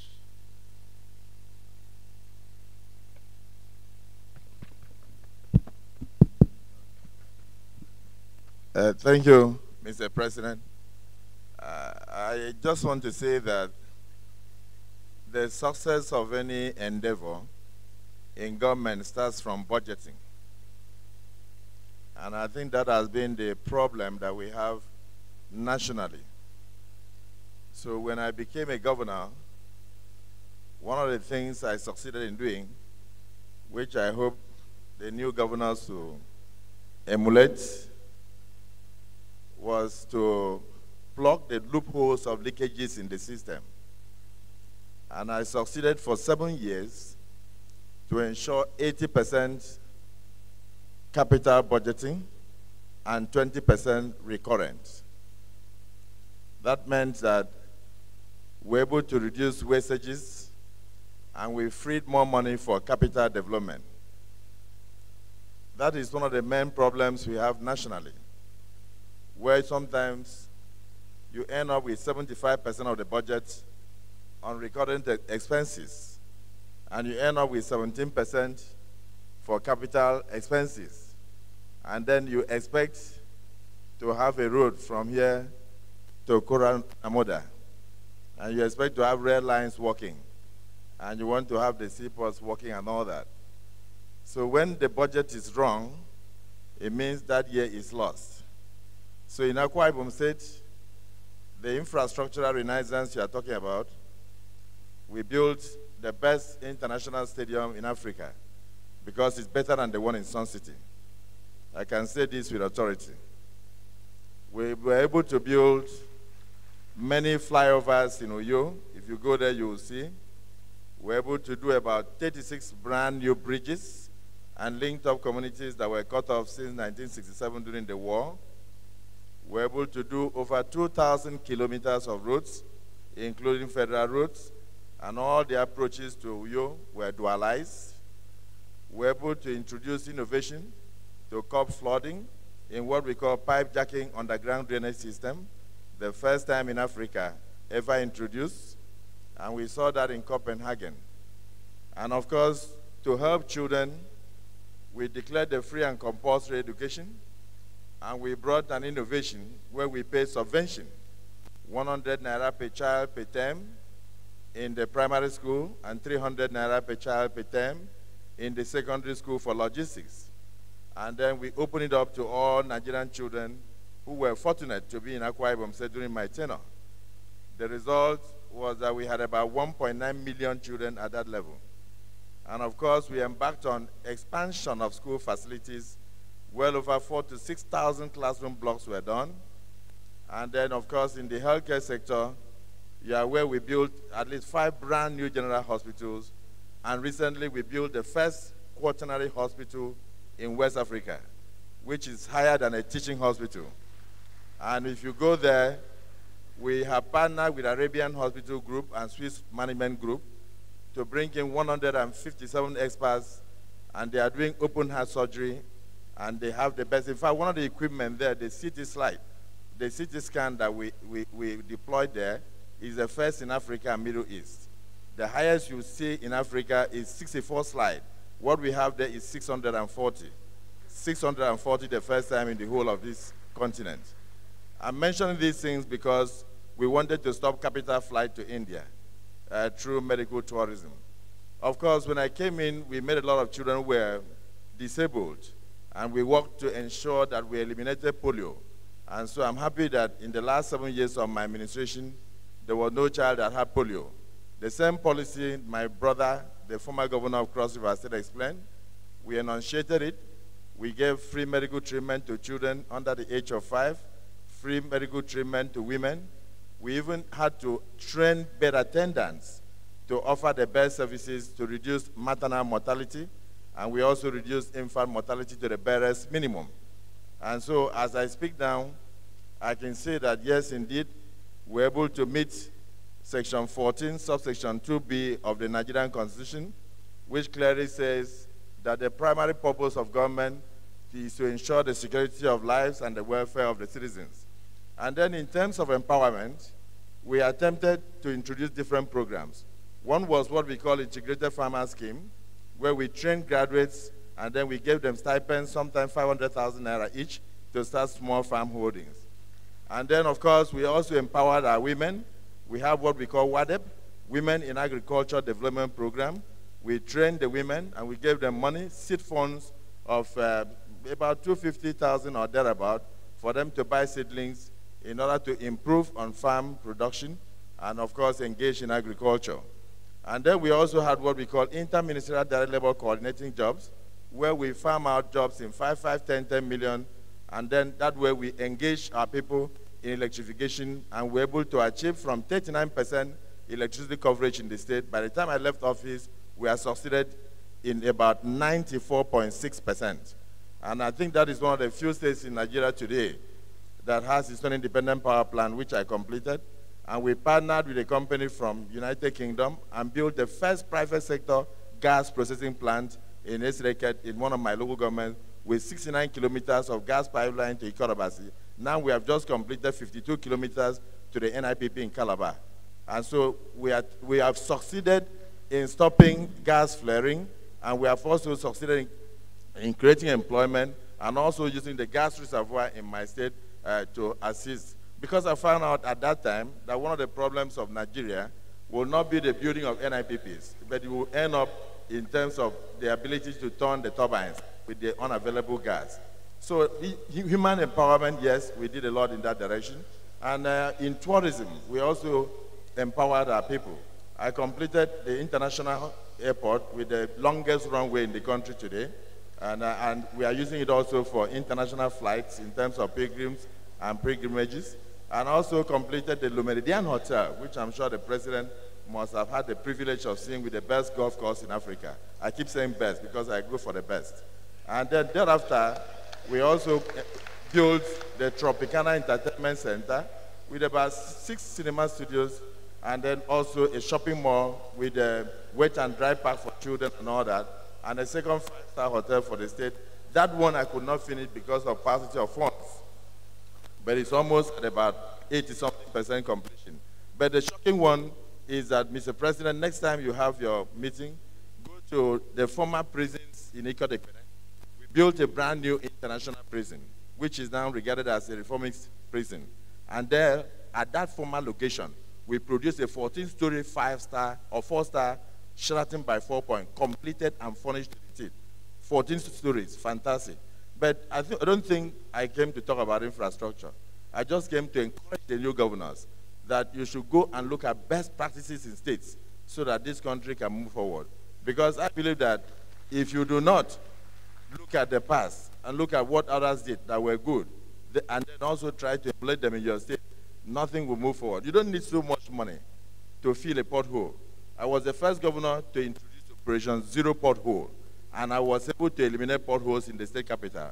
Today, you can travel in Akwa Ibom for 70 kilometers without seeing a pothole. And it is only in Akwa Ibom State that you know that tires have a kind of sound.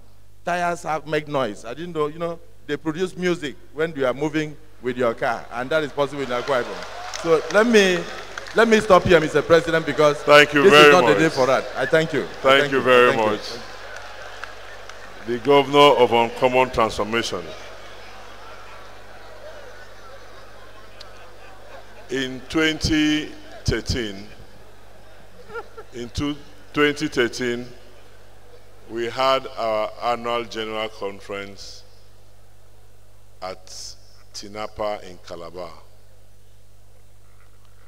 And the man who started it all is here with us, Governor Donald Duke. We want to hear how you conceptualize that tourism will bring development, and again to hear if you had any regrets and what you consider your legacy in government. Thank you, Mr. President. You recall that when you invited me, I told you that I'll be traveling the day before. But as my president, I moved my trip a day after. The bar appreciates it, sir. Yes.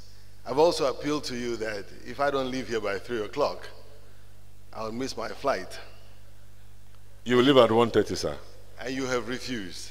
So I'm now appealing to the General House that I be released here at 1:30 in order that I catch my flight, because he promised me a private jet, but I know he doesn't have one. Before, I would like to talk about TINAPA, yes, but I would like to, if you indulge me, mention something that was earlier spoken by the Inspector General of Police, community policing and all that. I think we are dealing with policing with trepidation. Reality is that we have to go to state policing. How we would enforce it is a matter of details, but we need to embrace state policing. We need to overcome whatever fears that we may be entertaining and embrace state policing. Because as we speak, most of the funding for police in the state comes from the states themselves. Now, he mentioned getting governors from the southeast to come together like a regional thing. I know his shackles, the Constitution and all that has to be amended, but it's something I think we ought to start addressing our minds to. Policing is local. If you send a commissioner of police from Sokoto to Calabar, it will take him a while to understand what Calabar is all about, or Cross River. We also need to get out of this barracks mentality. The police must live amongst the people. We require 1 policeman per 100 people. So in a country of 170, we need 1.7 million policemen. There is absolutely no way the federal government can fund that. So the states have to move in to the extent of their abilities, and the federal police is really a backup. I just wanted to make that point. Cross River is at the end of Nigeria. You only go to Cross River if you have the need to. It's not like Benin that you can pass through. So all that we have been doing, and as a state policy, is to encourage footprints in Cross River. We are not a resource-rich state, natural resource-rich state like others. So we have designed a state that would encourage people to visit. And in the course of visiting, you will spend money. And also, the greater plan was for states like Akwa Ibom that have all the oil. You know, and this is the freak of the geopolitics between our two states. We were one before. Then, when we were divided, they went with all the oil. So the greater plan here was create an environment where all that money will be spent in Cross River. And so that was the thinking behind projects like TINAPA, Obudu Cattle Ranch, the Carnival. The amount of traffic, for instance, that comes into Cross River State in the month of December for the Carnival and all the other festivities is more than the traffic that goes into the state all year round. And so most hoteliers, for instance, just prepare for December.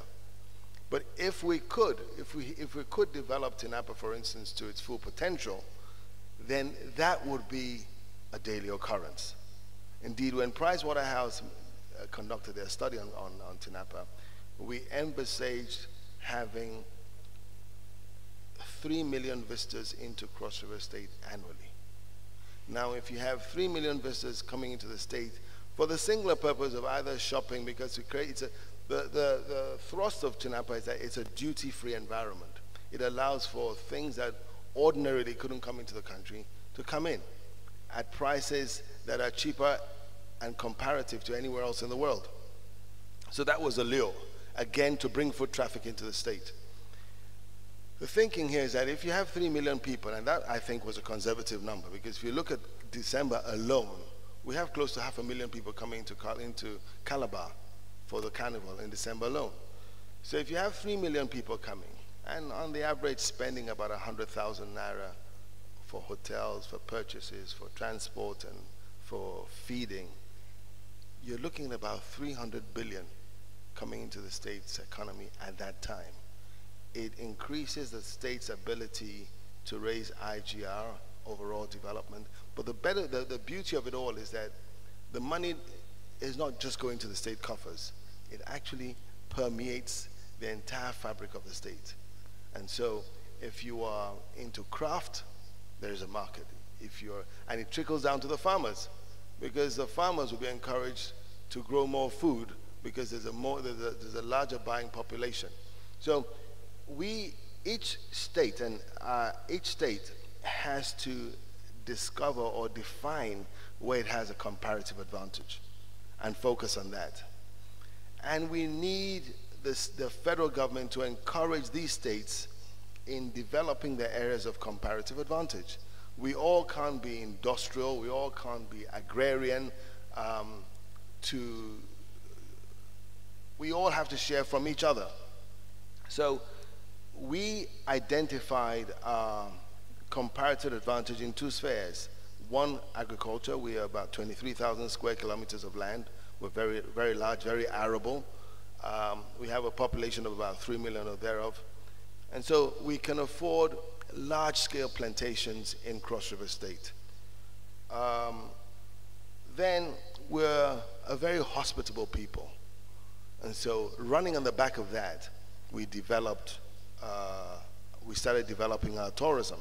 We took the Abubakar Ranch and made it what I believe is a pearl of tourism in all of West Africa. Now, we've got to build on that.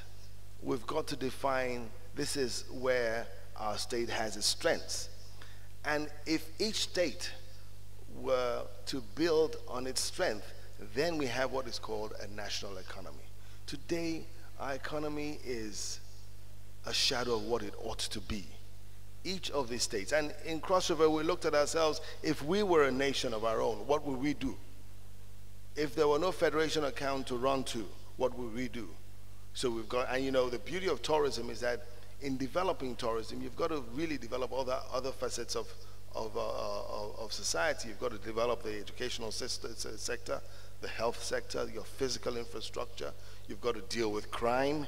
You've got to deal with social unrest, all sorts of things. Because if you want people to come to your state, you must ensure that their safety, their health care, their well-being is catered for. This was the picture that we had as a state. It's being followed through to some measure. Of course, every governor has his own tilt, what he would like to be remembered for. But let me say this. We're all shift workers in a building. You finish your shift and another comes in and builds for the next shift. These shifts should encourage continuity. We need to build upon what others have left behind. We also need to ensure, and continuity doesn't mean there's no room for correction. There is ample room for correction. If you're putting up a building and when your shift comes and you find that the foundation is not solid, you've got to address that. Otherwise, the entire building will come down. But to neglect the building, I think, would be shortchanging the public. Having said this, I think we're largely on course. I think that this is the first time in 16 years of uncheckered democracy. So it's a learning curve for for most of us, for the entire country. But I would like to emphasize this for governors who are coming in. I think the first charge I would like to make is clearly identify the strengths and weaknesses of your state. Do a SWOT analysis, determine where you have comparative advantage over others, and invest your resources there to ensure that you achieve the optimum that your state can. And I believe each state in this country has something to provide in that regard. Thank you. Thank you very, very much. This session was supposed to run from 10 a.m. till 12 noon. We're already at 1:30, and I received several questions, and everybody wants to speak. I have a lot to say myself because at times I wake up from dream that I was governor. But we don't have enough time. And I'm going to extract a commitment from all our invited colleagues that they will honor the bar by putting down something in writing, as Governor Pabio suggested, so that we can publish it as a compendium of what our lawyers have done in national service and public service. And that the questions that we have received so far, one for Governor Tambuwa on Sharia, one for all of you on why you people continue to apply security vote, whether you think it's legal or illegal, and several from civil servants who are quoting different sections of the civil service regulations on why their salaries should be increased and why they should be promoted. For my good friend Danladi Kifasi, the head of service, who will send the questions to the appropriate persons so they can include answers to them when they're making their presentations.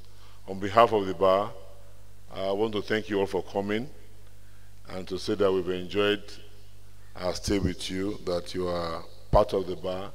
Remain in touch with the bar at all times, and let's all work for national development.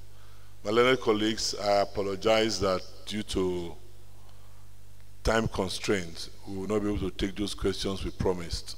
But please feel free to send the questions across, and we will pass them over to the particular executive you want to attend to the question. The last thing to be done is for me to make a symbolic presentation of the NBA appreciation gift to Governor Duke. We've placed the gifts for the other governors on their tables, and I'm sure their aides will pick them up. If we want to give to every person individually, it will take more time. I have a private jet, even though Governor Duke does not know it, but if you ask anybody from my part of the country, we have private jets. I come from that part of the country where we've woken up to see some old women on top of high tension cable.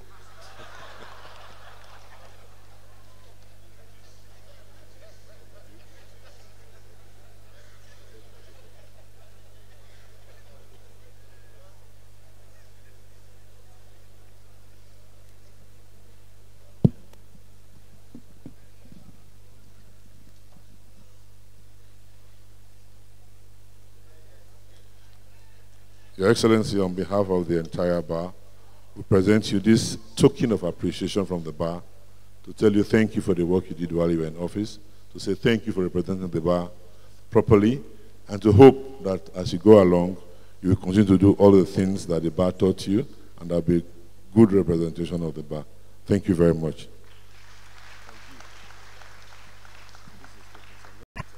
We'll take. And when they are going out, you can take your selfies with them if they agree to stop for you. Thank you very much. Photographers, please.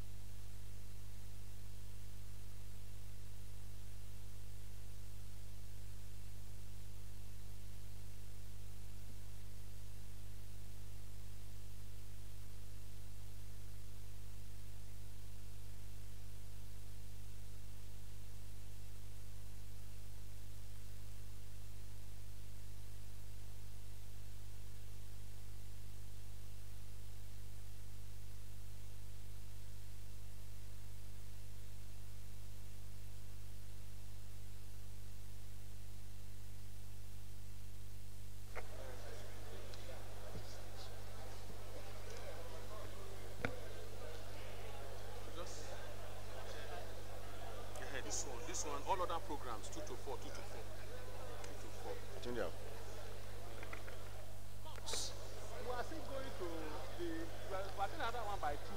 Distinguished conferees, please, you are reminded that we still have other sessions in other hall.